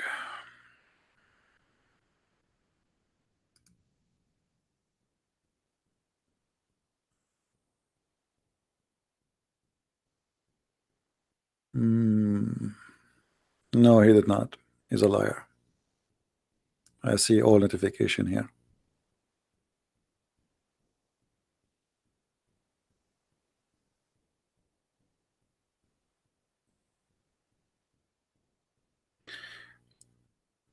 Skype. Okay, I see here. Skype Muslim boxer.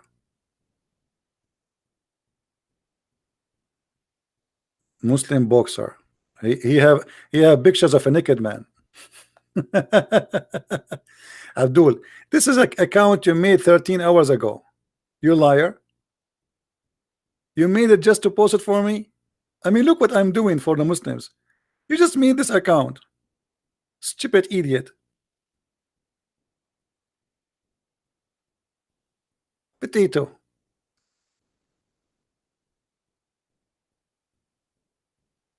Do you believe it? He just made the account. A kid.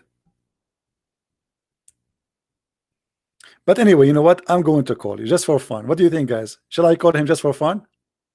Just for fun. I mean, what we will lose. And I know that this is the guy who says, me. Yeah, me. The one who told me I look like my father. Okay, let me find you in Skype. Hold on.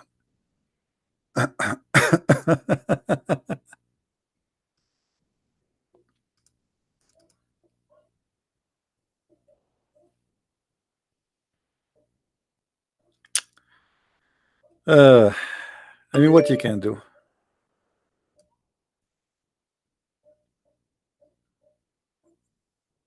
I know that this is the same kid who always call.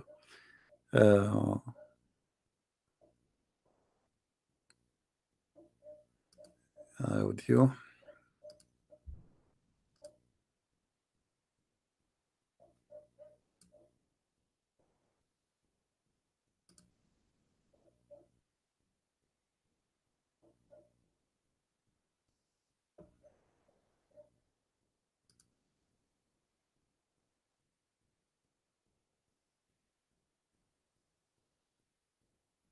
Answer, Abdul. I'm calling you.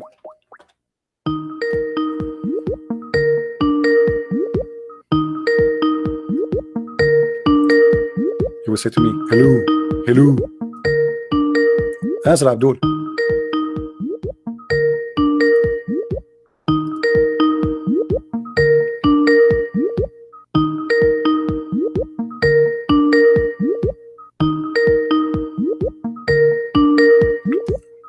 Are you going to answer or what?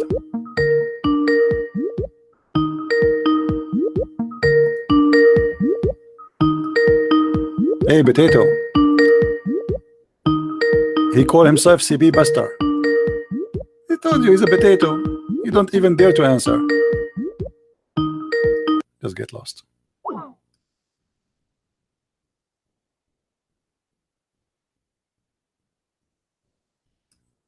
As I was expected. Potato.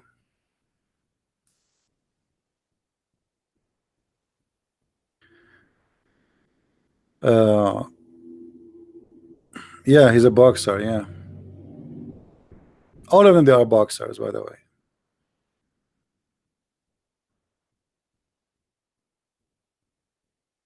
All of them. Anyone? Who is next? Just for fun. Who is next?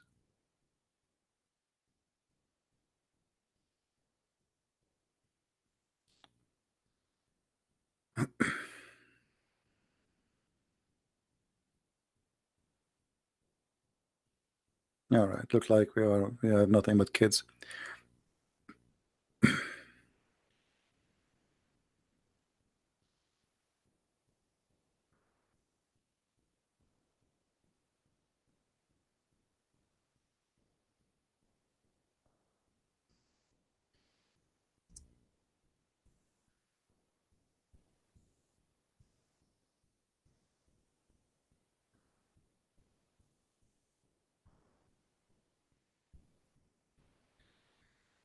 Oh boy.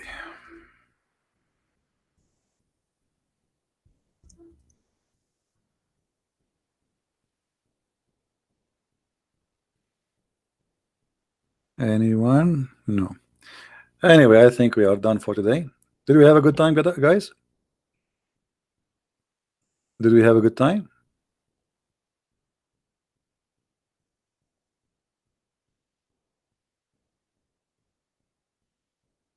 Don't post for me in Skype saying, you create a Skype, just fake Skype, just to, I mean, fake Facebook, potato.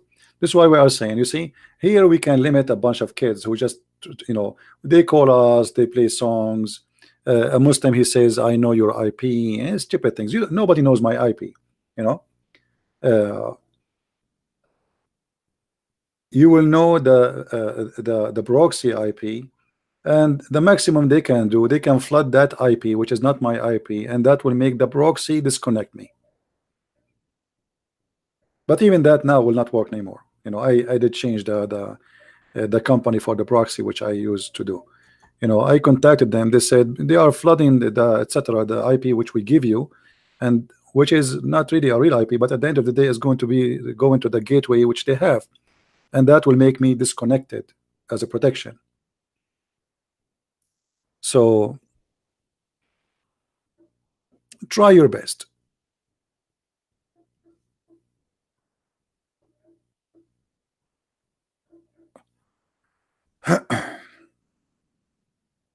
And Abdul,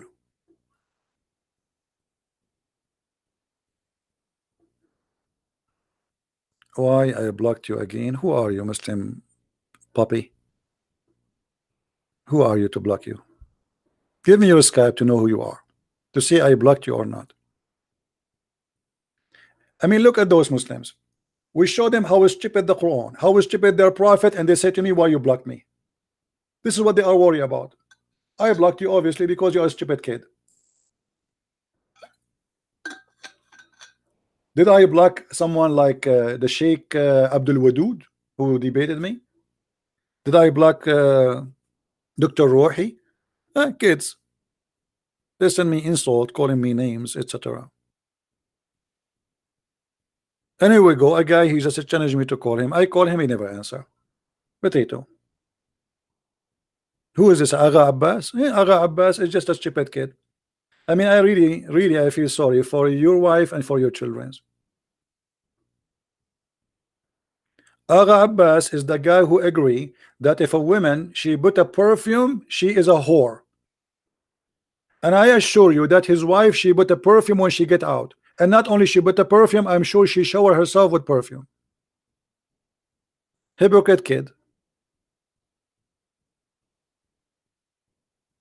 A woman, she put a perfume, she is a whore. That's mean all Muslim women are, according to Muhammad. Go to the Middle East. Number one buyers for perfume in the world are Muslim women, especially in the Gulf.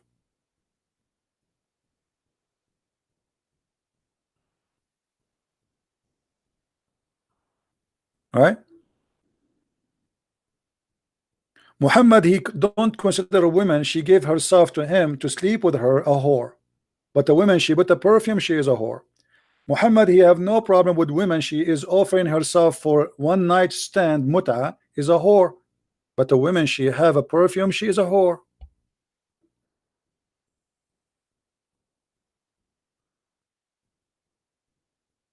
Don't worry about those Abdul guys. They are just kids.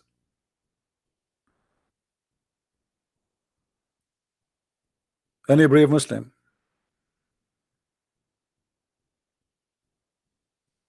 No, we don't want you, Abdul. Go. We have no place here for kids. Very clear challenge. If you are a person who do da'wah, or you claim that you have a big followers, or what you need to do, you can make a video on YouTube, post it for me in Facebook. We check your channel. If you are a person who is very well known by the Muslims, I will be happy to call you. If you are a sheikh, I will be happy to call you. I will call you. The Muslims, they claim that I am demolishing kids.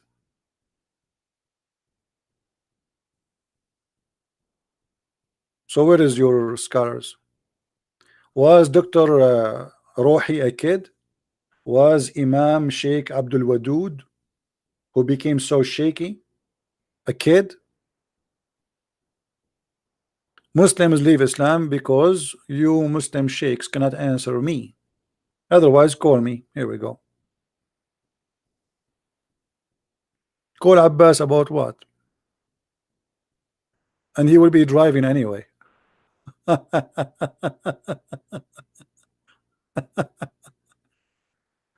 He will be driving, trust me. Hold on. This is a guy. He's a Muslim, but look, he's using a Christian name, Tom Christ. Tom Christ. Okay, let me show you what he posted. Just to show you how silly Muslims are. Explain to us in Arabic, saying how the Quran says غلبت الروم وهم من بعد غلبهم سيغلبون. How the Quran says that the Rome, they've been defeated, and after being defeated they will defeat. Abdul, let me show you how stupid what you are saying. Don't call me if you are a Christian, my friend. Don't call me. Only Muslims they can call. Let's see.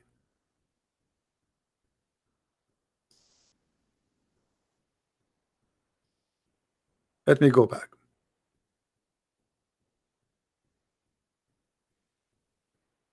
Explain to us how the Rome, they were defeated and they will win. The fact this is a false prophecy of your prophet, because the word there in the Quran, it was bid'a sinin, and bid'a in Arabic, it is about a few years. Let us go to the Quran.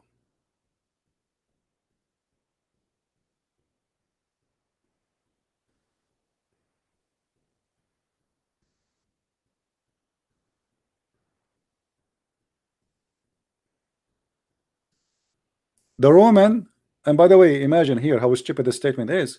If I say that the Roman been defeated and they will win again in a few years, but the Roman, they are fighting the Persian for 300 years. They lose, they win, they lose, they win. So what is the prophecy here? But look what happened. Muhammad, he got himself busted by using the word bada, which mean have to be less, have to be between 3 to 9 years. Muhammad, he got himself busted. This verse was said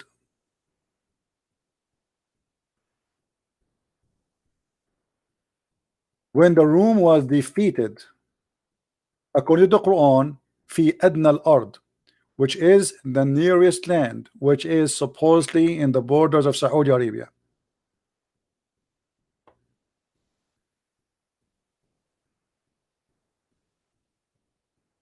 Read carefully. The Roman being defeated in the nearer land, the more close borders to Saudi Arabia or the Arabian Peninsula. That is not Jerusalem. That is supposedly can be Tabuk. However,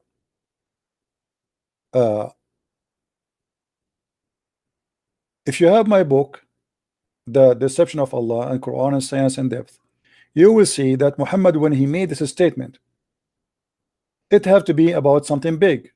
Something big happened, became so famous to the point that everybody is talking about it, that the Roman been defeated, and that was supposedly the collapse of Jerusalem. But look what Muhammad he says the nearer land, what the Muslims called Jerusalem, guys. Oh, you didn't see the screen, sorry, I'm sorry.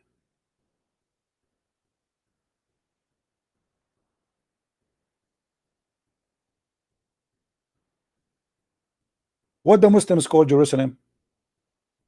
Anyone knows?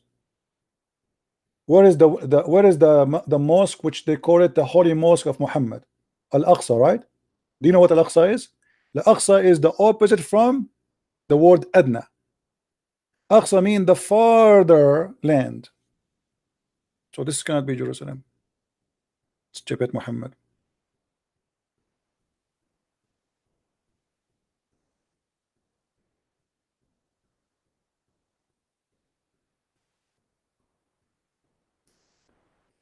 chapter 17, verse number 1. Glorified be he who carried his servant from the night, etc. to where? To the far distance place. This translation here, the far distance, this is Al-Aqsa. Al-Aqsa is in Jerusalem. So it cannot be Jerusalem. It cannot be Jerusalem. But it must be Jerusalem. Because this is the only big defeat the Roman they have. The Persian, they took Jerusalem. However, if we go and read all the defeat the Roman they have, we will find that all of them does not match with Muhammad's story, where he says is going to be, they will be victorious in a few years, which means they will be victorious in less than 9 years, because the Persian, they have war long after they lost Jerusalem, and it passed the 10 years period or the 9 years period. But look what happened here in this story. When the Muslim, they say that the Roman, they've been defeated in Jerusalem, and then they say that the Roman, they are going to be victorious, and then the Quran chapter 17 verse number 1 says that the farther land is what is Jerusalem. So what is the nearer land?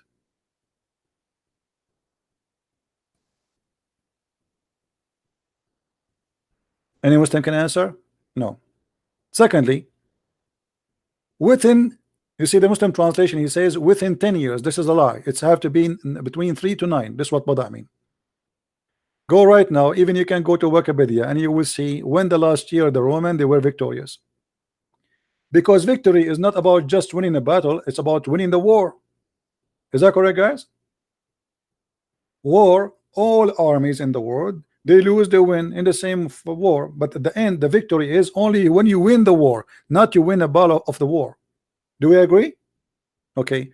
When the last war happened between the Persian and the Roman, go check the date when Jerusalem collapsed and check the date when the Roman, they got victory. Not only they got Jerusalem back, they got victory. Even Jerusalem, they got it after many years from what Muhammad said. So this was a false prophecy. And here there's a problem, another problem. Look at the problem. Muhammad said that when the Roman will be victorious, the by the help of Allah, huh? Why the Roman will help? Why the Roman will be helped by Allah? They are kuffar. Why the Roman who worship Jesus, they will be victorious by Allah? And not only that, the believers, they will be happy. Why the Muslims will rejoice for the victory of the Roman? This is showing us that at that stage Muhammad, he tried to claim that he's a Christian, because they are making fun of him that those who worship Jesus, they lost the war. Muhammad, he get upset. He says yes, they lost, but they will win again. And then Muhammad, he says, and when the Roman, they will be victorious, then the believers will rejoice. I changed the Muslim to tell me why the believers will be rejoicing.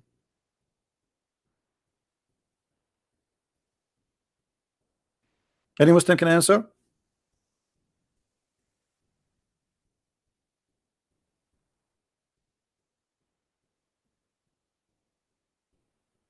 Any Muslim can answer me. Why the Roman, if they win, the believers will rejoice?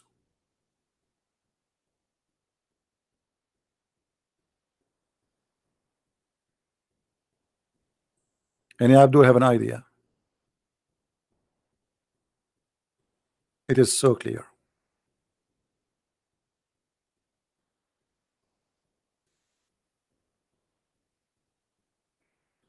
If you go right now, just to show you in front of you in Wikipedia or Wikipedia, because it's walk with you with the idiots. Byzantine and the Persian war, 602, 628. By the way, this is not only the time they have war, all right? The war went to more than 300 years, but they are talking about special time between two famous kings. And here is mentioned to you what happened exactly. locations, this and this and this and this and this. Persian invasion of Byzantine Empire, return to etc. And here they are start giving you a date as an example. When the Persian they occupy Jerusalem, 614. What the date the Roman they got Jerusalem back? According to what we see here in front of us, and by the way, I don't go by Wikipedia because anyone can change the article, but we will go with this, but you can check out yourself. The war really continued and did not finish until almost 628. 26 it was like their victory became clear, but they did not finish until 628 as I remember. And then if we calculate how many years between 614 and 626 and 628, we will find that Muhammad gave a false prophecy, because the victory of the Byzantine was not coming in the 10 years period he mentioned. As simple as that. This is a list of the Roman and Persian war. Endless, more than 300-400 years war. So this is not a prophecy. Same time, this guy he said that the prophet he said that we will occupy the Constantinia.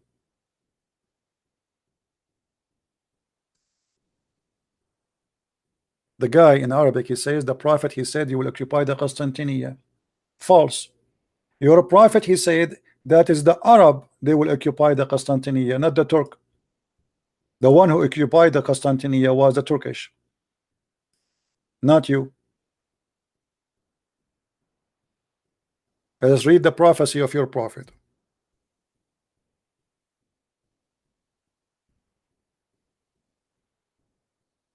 Read and love.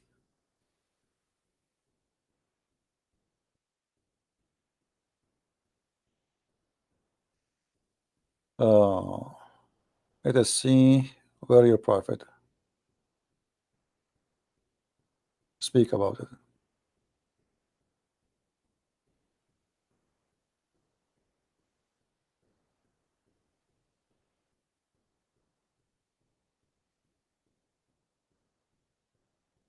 Here we go. Read carefully with me and love.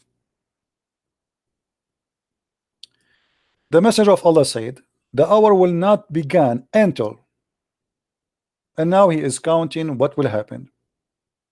They will do this and etc. And then he says, he said to you, Banu Asfar, Banu the Asfar, the Roman, the yellow, those who come after you, you will fight them until the best of the Muslims go out to fight them. And the people of Hijaz who do not fear blame anyone for the sake of Allah. So who is the one who is going to fight Bani al-Asfar? The people of Constantinia. Who are they? The people of Saudi Arabia. Read carefully with me. People of Hijaz. People of Hijaz. What is Hijaz? This is Saudi Arabia. But the one who took Constantinia, it was the Turkish. Do you see it, Abdul? من فتح القسطنطينية كانوا الترك وليس أولاد الحجاز. رسولك كذاب. Not only that, Muhammad, what he said about the Turkish? Anyone remember? Muhammad, he said, don't fight the Turkish as long as they did not fight you.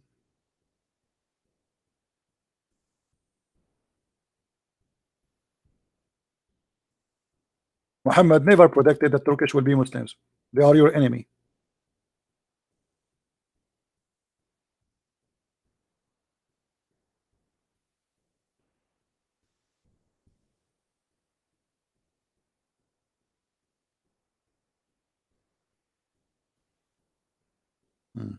Let us find you.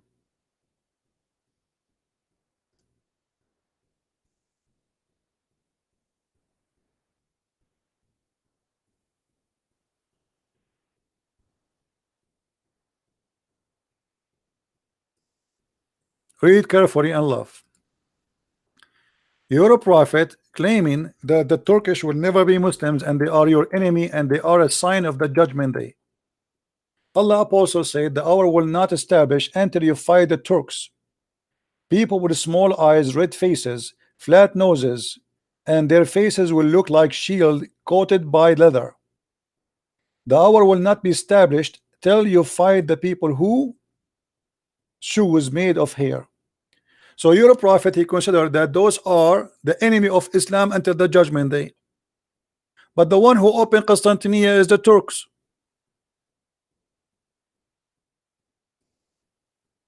So guys, did you learn how to refute it? How easy it is? Muhammad, he claimed that the one who will conquer the Constantinople is the people of Hijaz. Who is the people of Hijaz? Those people of Saudi Arabia, the Arab, pure Arab. The Turk are not Arab, they are Asian. They are the one who will conquer Constantinople. Again, this is a proof that Muhammad is a false prophet. And in the top of that, Muhammad consider the Turk are the enemy of Allah until the judgment day.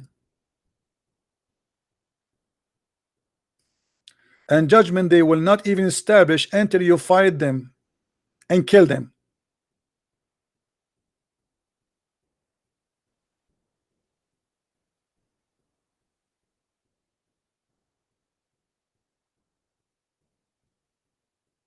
Do you see it, Muslims? The one who posted this argument. Do you see it? And by the way, if fighting the Turk is a sign of judgment day, the Muslims fight the Turk many centuries ago, during the time of Genghis Khan and his children. So your prophet again is a liar.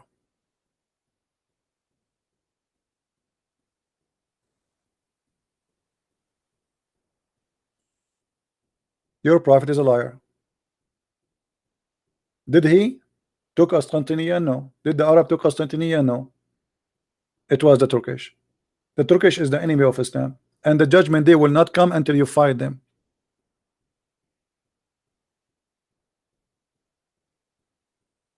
Any Abdul?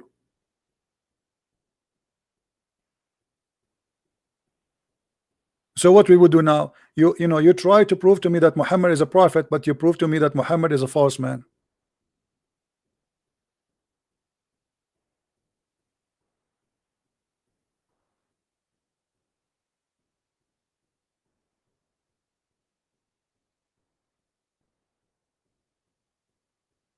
Where is the Abdul who was making statement?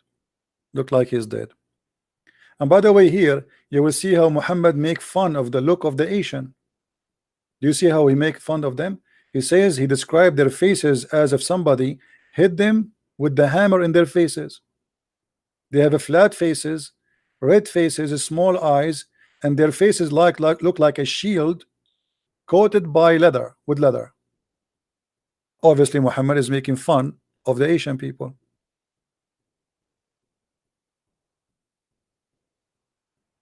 And he called them by name. It's not like maybe different kind of Asian. He says the word Turk. Correct? Did he say the word Turks? Here we go. Turks. So we cannot be misquoting different name, different nation. The Turk.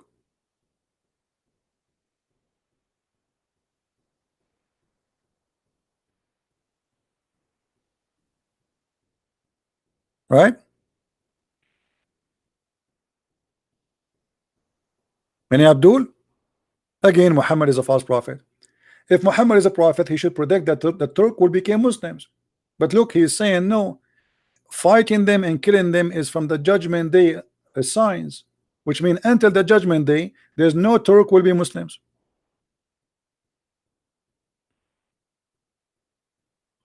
Do you understand, guys, what I'm saying? According to Muhammad, until judgment day, there's no Turkish person will be a Muslim. So who is Turkey today?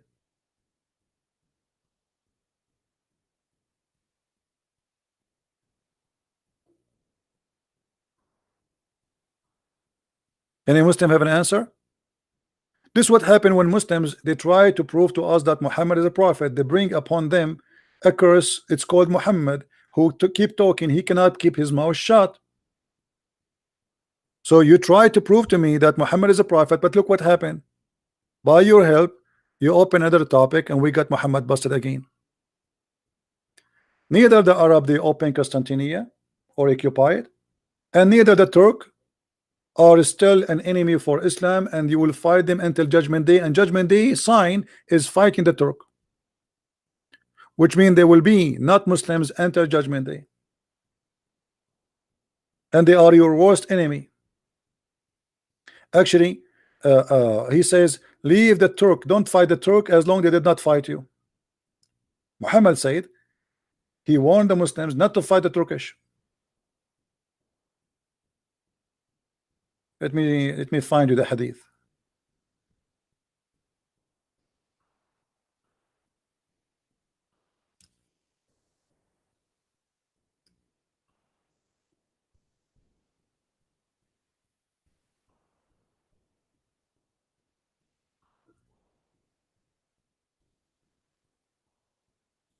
Leave the Turk alone as long as they leave you alone.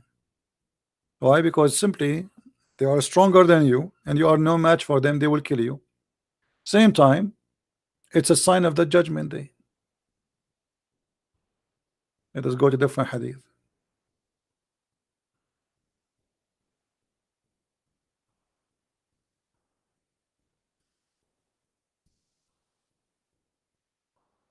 Read it.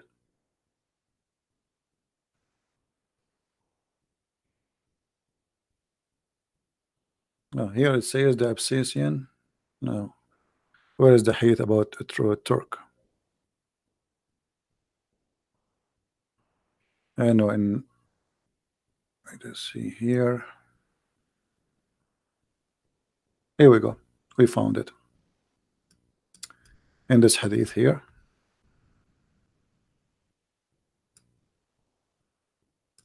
And leave the Turk alone as long they leave you alone.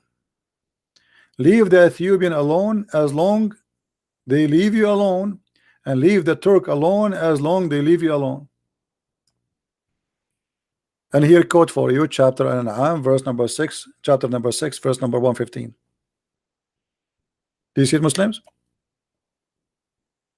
Your prophet, he never ordered you even to do jihad, neither against the Ethiopian or the Turk. And fighting the Turk is sign from the Judgment Day.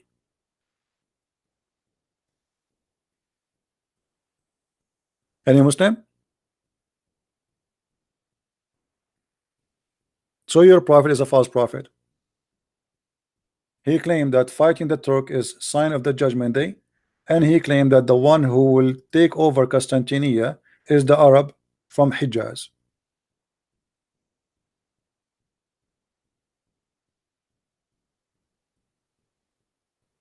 You see it? And not only that, he claimed when this happened, the Messiah will appear.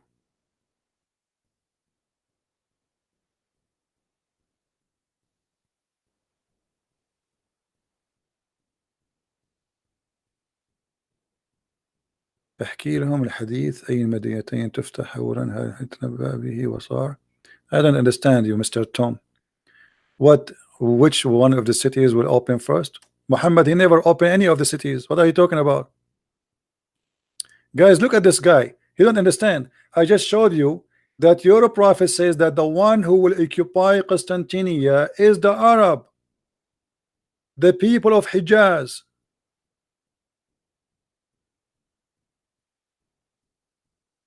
You will fight. He said you will fight Banu al-Asfar, the children of the yellow, the Romans, and those who come after you will fight them. Who is talking about until the best of the Muslims go out to fight them? The people of Hijaz. The best, the one who will make victory against them is the people of Hijaz. Is the Turk or Arab and they are from Hijaz? هل الأتراك من الحجاز؟ من سوف يأتي بالقسطنطينية هم أهل الحجاز يا هذا. هل الأتراك عرب؟ So your prophet is a false prophet.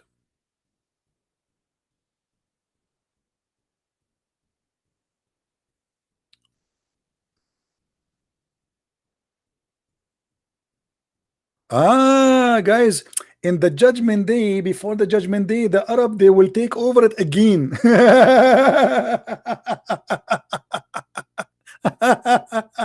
See, so look at this Muslim, smart Muslim. He says, brother, the Arab, they will take over it again, brother. Again?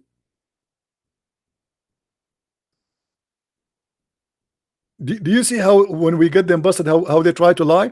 They say, oh, he is saying that this is the okay, the Arab, they will take over it, brother, but later when later happen, let me know. When later happen, let me know. The fact the Arab are taking nothing. Hey, Jerusalem is in the hand of the Jews. You said to me that Allah will open the city of Herakl. What is the city of Herakl? Jerusalem? But Jerusalem is not in your hand. False prophecy. And Jerusalem was not opened by the hand of Muhammad. It was Muhammad who ordered his men to go and fight the Roman. He says, go attack the Roman so you can get the blondie. Muhammad, he took an army of more than 40,000 men, and he could not do anything. He ran away. He came back a loser. And now Jerusalem is in the head of the Jews.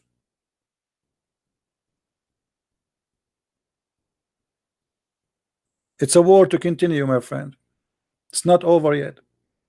And soon you will lose even Mecca. Just wait. Your Islamic countries are collapsing left and right.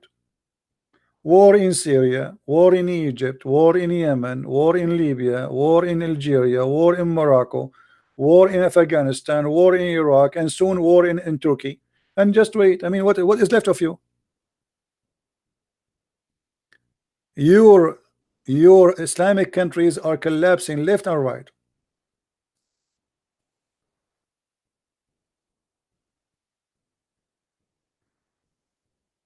He is saying, what about the Prophet says Islam starts like strange and will end strange, and the Caliphate, he said that the Caliphate will collapse. The Caliphate collapsed during his time. He is the first Caliphate who collapsed. The day Muhammad he died, the Caliphate collapsed. Don't you know that it's what is called the War of Apostate? What is the War of Apostate? Secondly, when you say to me, what about his prophecy? Islam will end strange. Well, this is really stupid of you Muslims to say. When we ask you how many Muslims in the world today, you see we are going to dominate the earth. And then when we ask you how Muhammad is a prophet, you say the prophet he prophesied that Islam is going to end small. Few people believe in it.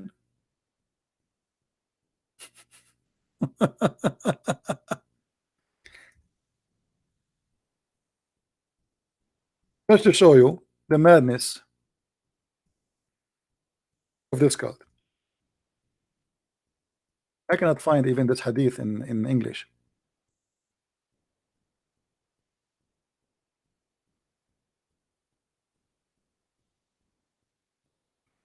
Let's see.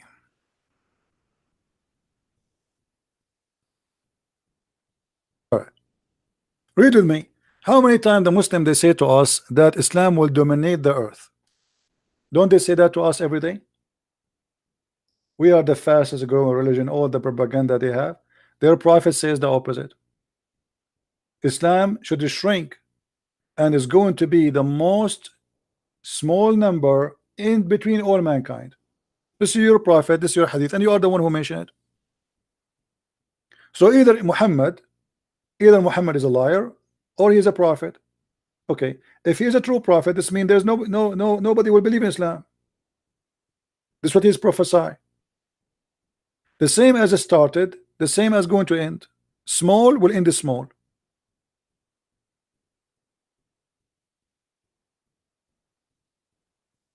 Do you see it? Now here, Muhammad here, he's getting himself busted again. Anyone knows why? Anyone knows why? Muhammad, he says, I am going to be proud about your numbers. So how you will be proud about their numbers, which means this is in the future, and then you say that they are going to be the smallest in number?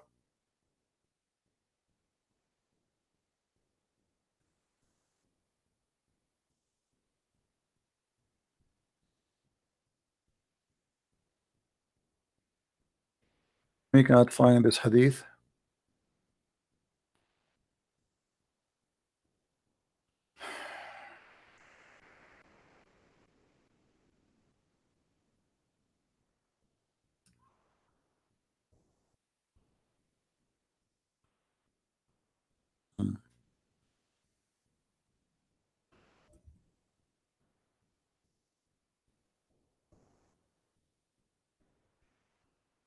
Trying to find the hadith.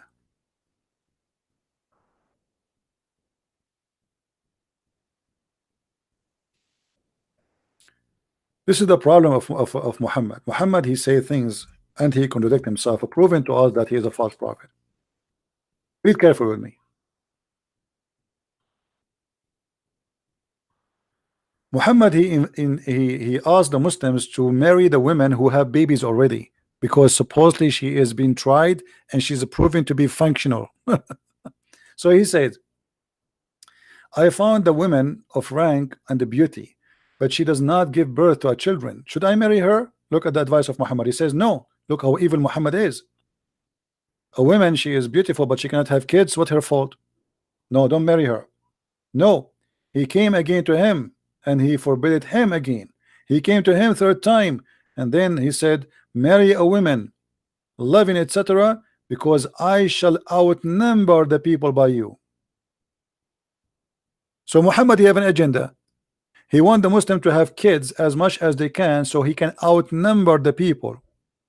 Do you see it? Okay. How here he says he will outnumber the people by you, and then there he says you will be the smallest number in earth.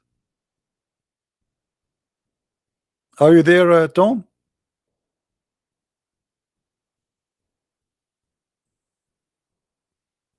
Are you there? Which one of them is true?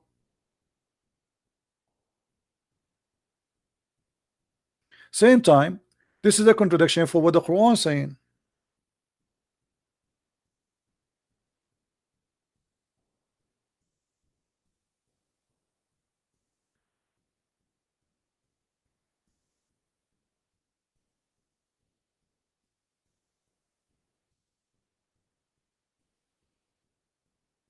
Let's see what the Quran said.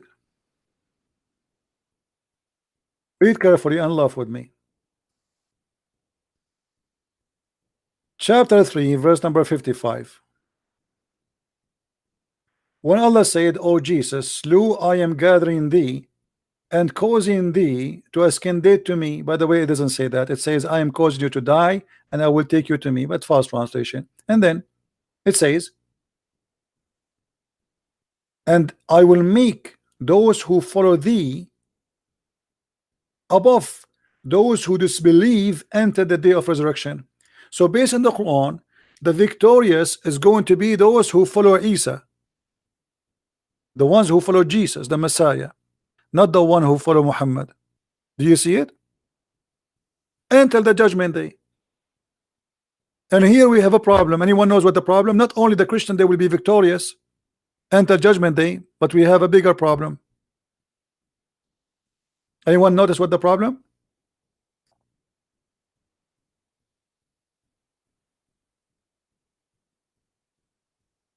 Anyone? What is the problem? Big problem. If the Muslim, they say to us that Paul is the one who corrupted the Christianity, don't they say that? Paul corrupted the Christianity. Okay, that's wonderful. Let us go with your claim.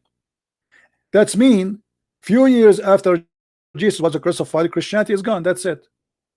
So why the Quran says those who follow thee, they will be victorious at the judgment day? That's mean there's not a single period of time there's no true Christians. But there's 600 years between Jesus and Muhammad. So this 600 years, let us draw it here. So if we say here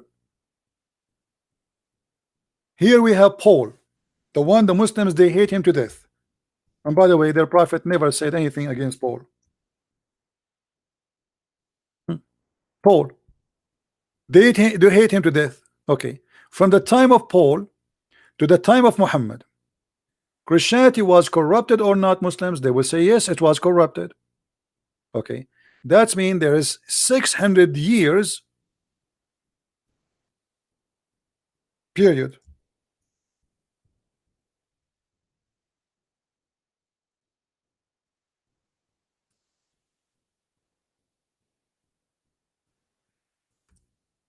$600. 600 years based on the Muslim argument there's no true Christianity.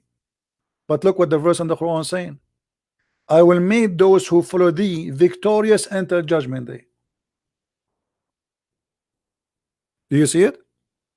That's mean all the argument of Muslims is stupid and false, because from the time of Jesus to the day of judgment there's no corrupted Christianity. If the Muslim they will say, oh, we are the one who follow the true Jesus, but as you see, there is 600 years you're missing. It says those who follow thee, Isa or Jesus, until the judgment day. There is no disconnect. Do you see it, guys? From the time of Paul to the time of Muhammad, is the Christianity is valid for the Muslim? They say no. That's mean from the time of Jesus, because Paul is just, you know, in the time of Jesus.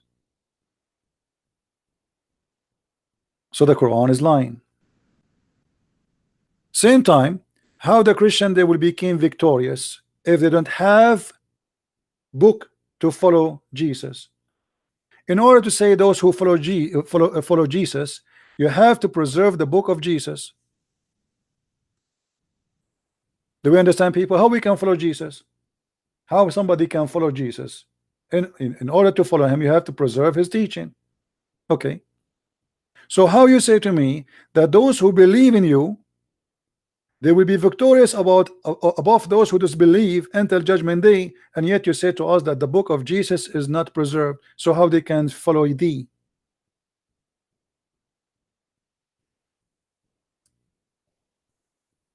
Do you see it? This is again confirmed that the book of Jesus never been corrupted, because in order to follow Jesus you have to be a person who have the guidance of Jesus, and the guidance of Jesus is in the book of Jesus. If the book of Jesus is gone, how they can follow thee? Are we learning, guys? Are we taking notes?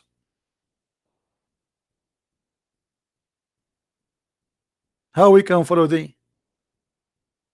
Stupid statement.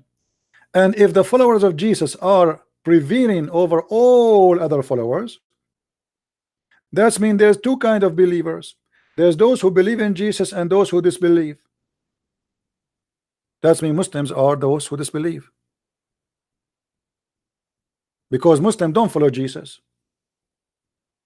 Muslims follow Muhammad. They claim that they follow Jesus, but how you can follow Jesus if you don't have his book? Where is the teaching of Jesus? Show me.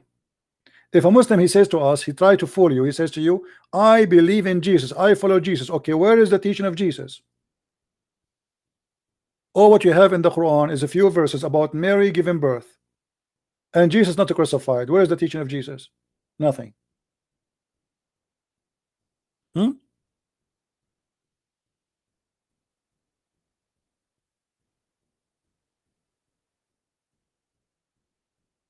Yeah, the Muslim Abdul, they can say whatever. Yeah, we refuse cause of kids. Those are kids. Even we called them, they did not answer. Any Abdul? Any Abdul who wanna call his imam to call me?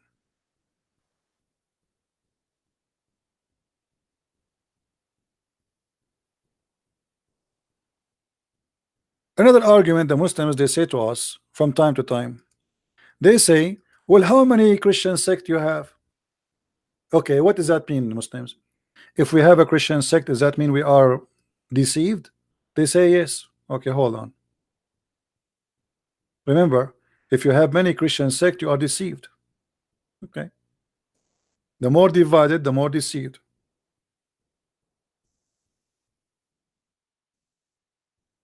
According to Muhammad, the most divided people are Muslims.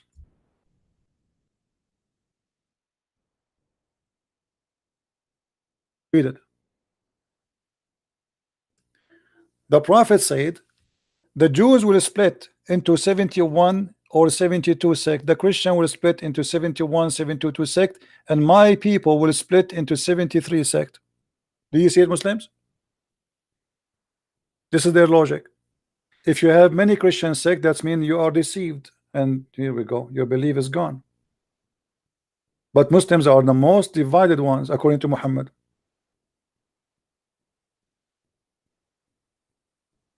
And by the way, what is the 73, 71, 72 sect of the Jews? And what is the 72, 72, 71 sect of the Christians? That's stupid statement. And where is the 73 sect of the Muslims? Muslim, they made an article trying to find out the 73 sect. You have millions of sects. What 73 sect? This is again a false prophecy. What is the 72 sect of the Jews and 72 sect of the Christians? What does that mean? Stupid. Where is the 73 sect? And not only that, 73 sect, only one of them will go to heaven, according to Muhammad. In my belief, 72 sect or 70 million sect, still they will go to heaven. Jesus said, whoever believe in me and I will live. Muhammad says, only one of them will go to heaven. Read it carefully. So you Muslims are risking your life. You are following, you will be a sect of 73, and one of them only will go to heaven. Which one? Each one of them believe that we are the correct one and we will go to heaven, and the rest they will go to hell. You know what I mean? This is a statement of your prophet. 73 sect, one which will go to paradise, the rest will go to hell. Do you see it, people? In my belief, we will not go to heaven because of a sect. Correct, Christians? We will not go to heaven because of a sect. We will go by following the order of the Messiah. Not everyone says to me, Lord, Lord, will enter the kingdom of my Father, but the one who will do his will. He did not say you will know them from their names. He said from their fruits you shall know them. So your name is a Protestant, Orthodox, Catholic, that will not count for you. What will count is your fruits. What will count is your belief. What count is doing what Jesus says to you, not a sect. Muhammad, he made it different. Muhammad is saying there is 73 Islamic sect. Only one sect will go to heaven. The rest will go to hell. And this is stupid, by the way, because if I belong to a sect, how that can be make me go to heaven automatically? The sect is full of criminals too, full of bad people. What does that mean? I mean, you can find in any sect, even if it's a correct sect, let us say, if it's the correct school, but yet inside it there's many criminals. So what do you mean only this sect will go to heaven?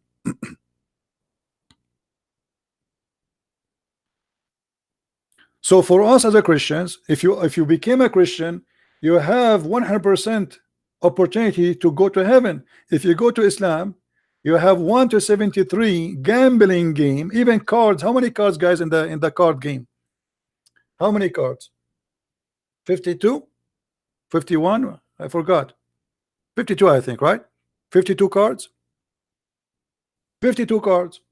So Islam is a game harder than the card to win, because it is 73 to 1. Your option to win is 73 to 1. You are gambling. And how you will know which sect is going to go to heaven? All those sects, they are sect because they believe that we are the right one. Every sect of those 73 says we are the right one, the rest they will go to hell. So Islam is nothing but a gambling. Muhammad, he confirmed to you that the percentage of going to heaven is 1 to 73, which means from every 73 sect there's one person. Let's make it this way. We have 73 people.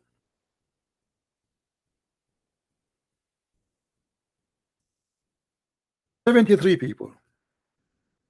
From every 73, there's only one is valid to go to heaven.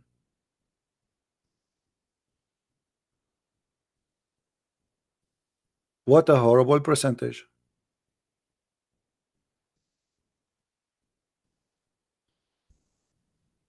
And not only that, Muhammad, he did not tell us who is the one who is right. He says those are the major body. Who is the major body? By the way, it doesn't say the major body. This is a false translation. Which one is the one will go to heaven? It says those are the people of Jama'ah, the group. He didn't say major body, he didn't say small body. Actually, the hadith we mentioned before, that Muhammad, he says Islam start as a small, will end as a small. That's mean they will not be the major body, they will be the small body. Islam started as small, will end as a small.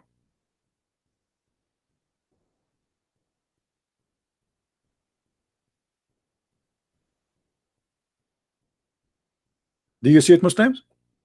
So Islam is the most divided belief according to your prophet. And not only that, very few of you will go to heaven. Islam starts strange and will end strange. Strange, what does that strange mean? Strange. You are a stranger if you are what? One of many, not from your kind. Is that correct? Guys, you understand what strange mean?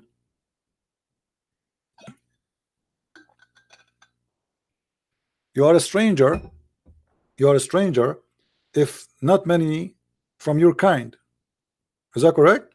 If I go to a town and I am the only one from the Middle East speak Arabic to China, I'm a stranger there. I'm strange. So strange here present the number compared to the others. So Islam is start as a strange. Few people believe in Islam at the beginning. Few Muslims will believe in Islam at the end. So who are they? The major body will go to Islam. Few will go to heaven.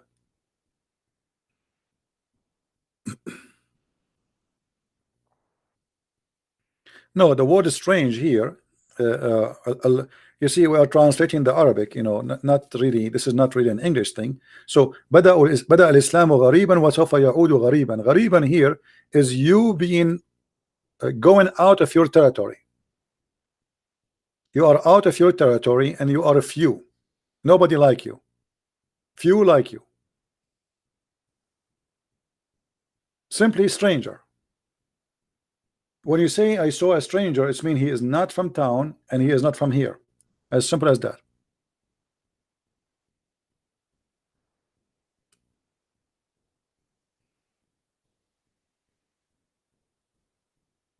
Do you see it? The word in Arabic غريبا. غريب. غريب. بدأ الإسلام غريبا. This is the word. Strange. And is going to go back strange. Or a stranger.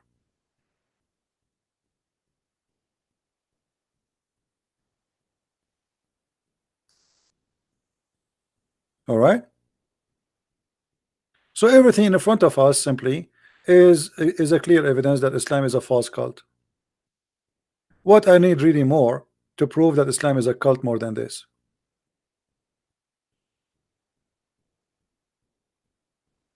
The guy who speak Arabic saying the word is strange here does not mean is going to be a few in number. No, it mean a few in number. Islam is start as a strange.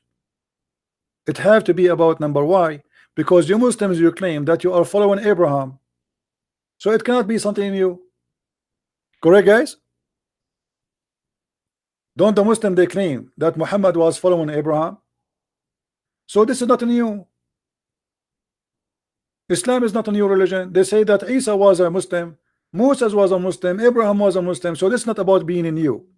So what is strange here? Strange, simply stranger, is about being one of few, like from your kind, few. This is what stranger mean.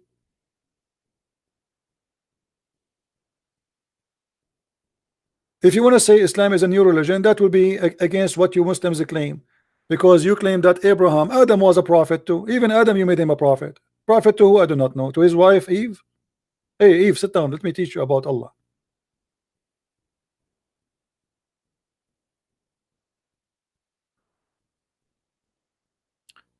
So all Muhammad's statement is a collection of contradictions.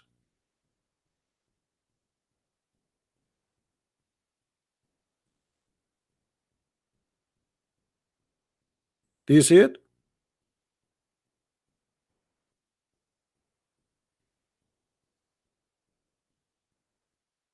And not only that, the guy who says that a stranger does not mean he will be small in number. My friend, isn't it your prophet? He said that from 73 only one will go, and those Ahlul Jama'ah. In different hadith, your prophet, he claimed that the most of people, they are going to hellfire. Actually, even the Quran says, وَمَا مِنْكُمُ إِلَّا وَرَدُهَا. Not a single of you but is going to get into hell, which is very crazy. Every Muslim is going to go to hell.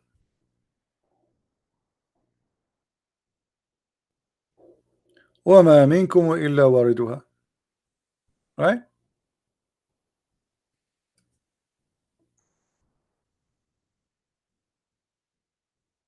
Why وَمَا مِنْكُمُ إِلَّا وَرَدُهَا? Why not even one of you but he will enter hell?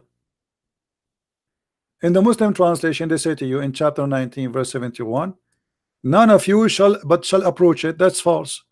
It says none of you but he will enter hell. Let us go and see the interpretation. 1971.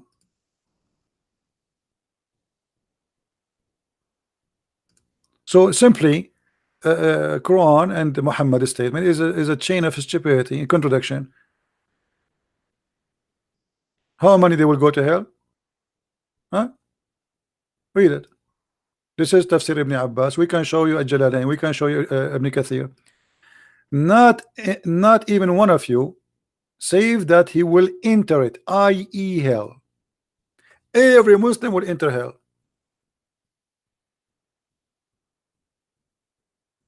Do you see it? And the Muslim scholars, they claim, except the messengers of Allah. All of you Muslims will end in hell. Happy for you. Don't forget to take a fan with you and Vaseline. So you worship Allah, you pray to Allah, you follow Muhammad, you follow all the garbage he give you, and then you what? You go to hell.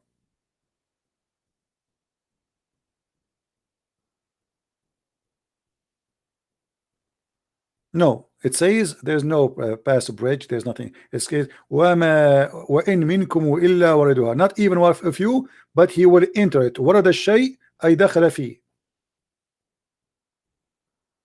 وَرَدَ, which means he enter it. And this is why there's even Muslim translation saying that. There's no bridge, there's no garbage. What bridge? Even the bridge, what they call it the Sirat al-Mustaqim, which is something he copied from the Persian belief, the fire worshippers. This bridge is still in hell, because simply people, when they are walking in the bridge, some of them they will go down to their belly, some of them they will go down in hellfire down to her head, some of them the fire will swallow them, some of them they will go down to fire only in their feet, depending on your sin supposedly. Stop line, it says pass over. Guys, anybody sees the word pass over? Anyone see the word pass over? The Muslim saying it pass over. Anyone see the word pass over? This is your Islamic website. I mean, look at them. They keep saying to me, stop lying. It says pass over. I'm showing you your Muslim website, you idiot. This is you. This is Ibn Abbas. This is the cousin of Muhammad.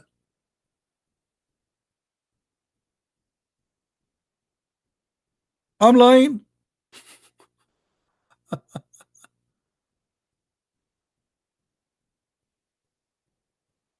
It's not up to you to say. Some Muslim, they say, I'm showing you the scholar Abdul. I'm showing you the cousin of Muhammad, who the only person Muhammad, he pray for him to be scholar of Islam is this guy. So you have now to accuse Muhammad cousin, who Muhammad claimed that he is a scholar of Allah, to be a liar. Not only that, what about we go and we change Jalalain? Forget about Ibn Abbas. Ibn Abbas is a liar, scumbag. Ibn Abbas, shame on you. Here we go. This is a Jalalain. There is not even you, but shall come to it that he shall enter hell. Do you see it, guys? Do you see it? This is a Jalalain now. Oops, we are getting more in trouble now.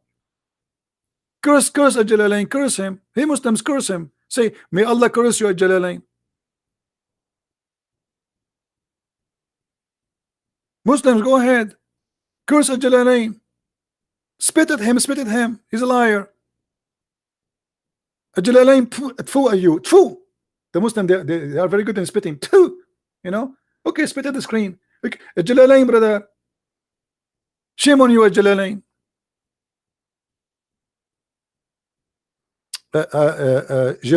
Jareen saying to us, look at this, guys.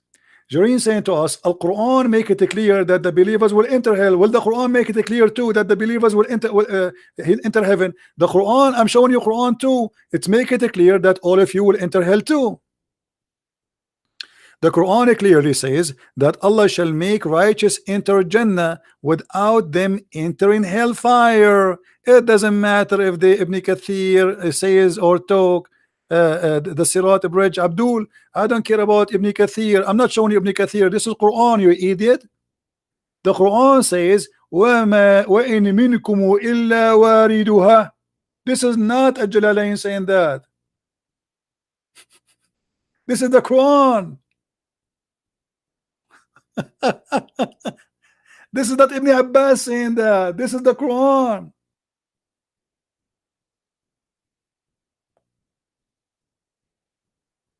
Dummy.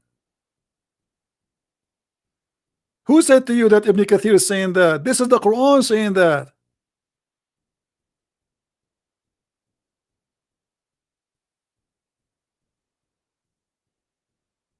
And the scholars of Islam explain it to you. It's not them saying that.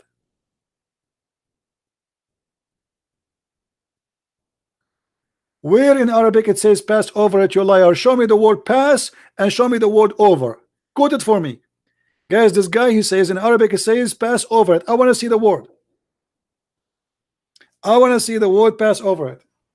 I'm going to pass for the bathroom and I will wait for you to pass it.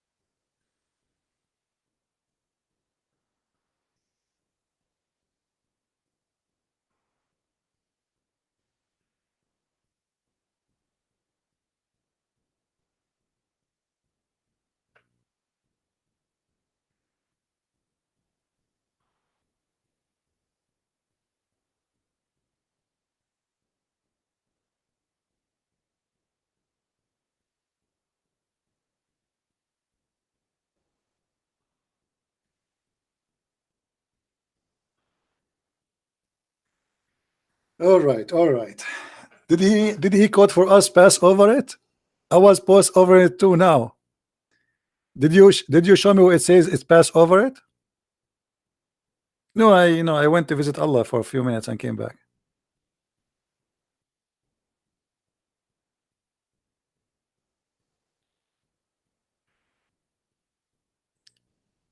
Show me where it says pass over it, you liar. I want to see.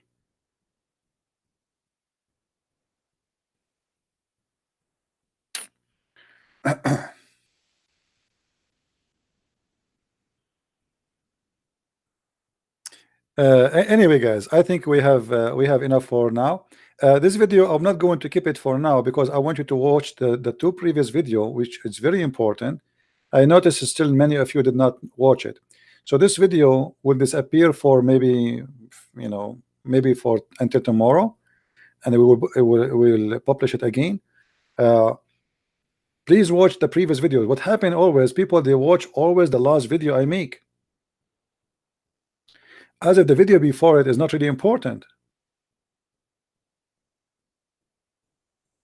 You know what I mean? Which is really not right. All the videos we make are very important. They are a school to teach you how to refute and to get them busted. All right?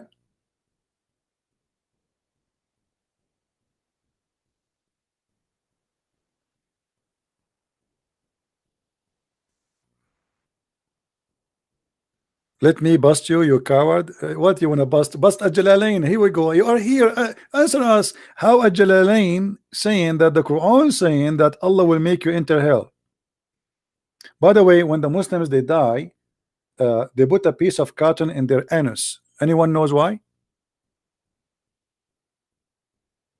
He's saying to me, go to Yusuf Ali translation 1971. Okay, guys, he says go to Yusuf Ali translation.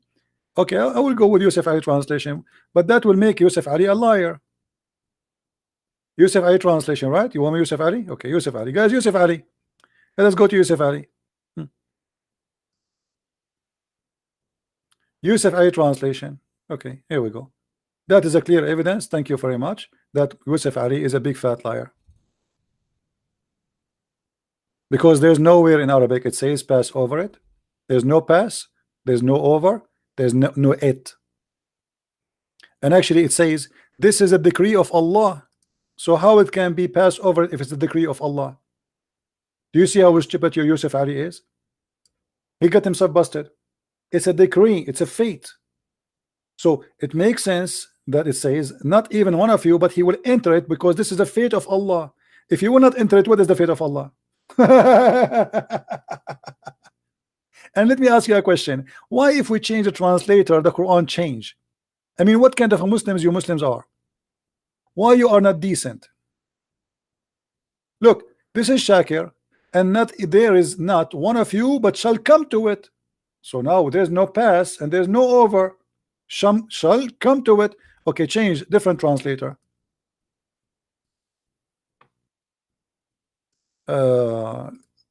Choose different one. Sarwar. Let us see Sarwar. Brother Sarwar.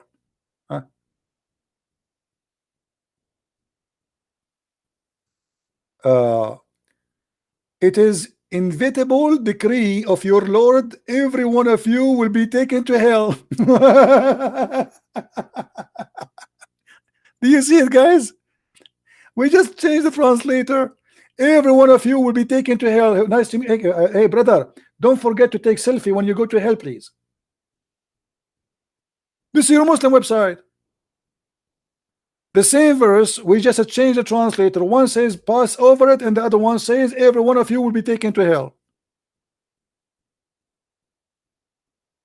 So, brother, please do me a favor, brother. Don't forget to take a selfie when you go there. Just for memory. Allah will take you there. What is that? Spaceship? This is why it says it is a decree of Allah. It's a fate. You cannot change it. You will go to hell.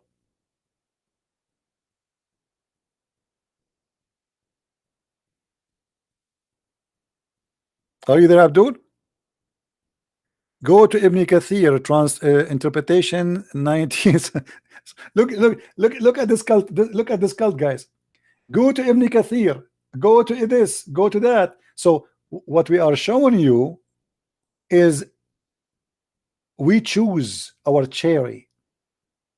We Muslims, we don't agree. Okay, let me ask you, a guy. What's his name? What's his name? Jareen. I want you to say in the text, I promise you I will accept anything Ibn Kathir he says. Say that. Here we go. This is what he posed for us.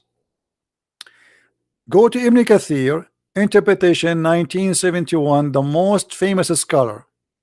Jireen, I want you to promise me that you will accept whatever Ibn Kathir he said. Say yes, and you are a hero. I'm waiting for you. Say yes. What? You don't want Ibn Kathir now? Say yes. Say I accept Ibn Kathir. Only 1971. Not all. Ibn Kathir is a stupid in different verses. Only in this verse he's smart. No, brother. No. Only Ibn Kathir is a scholar here. In the second page, he's an idiot. Only here, brother.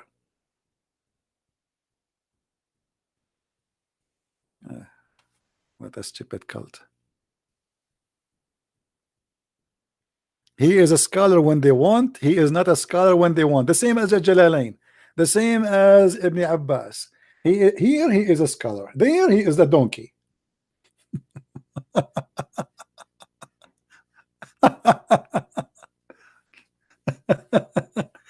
Anyway, I'm telling you, Muslims are very cute. I like them.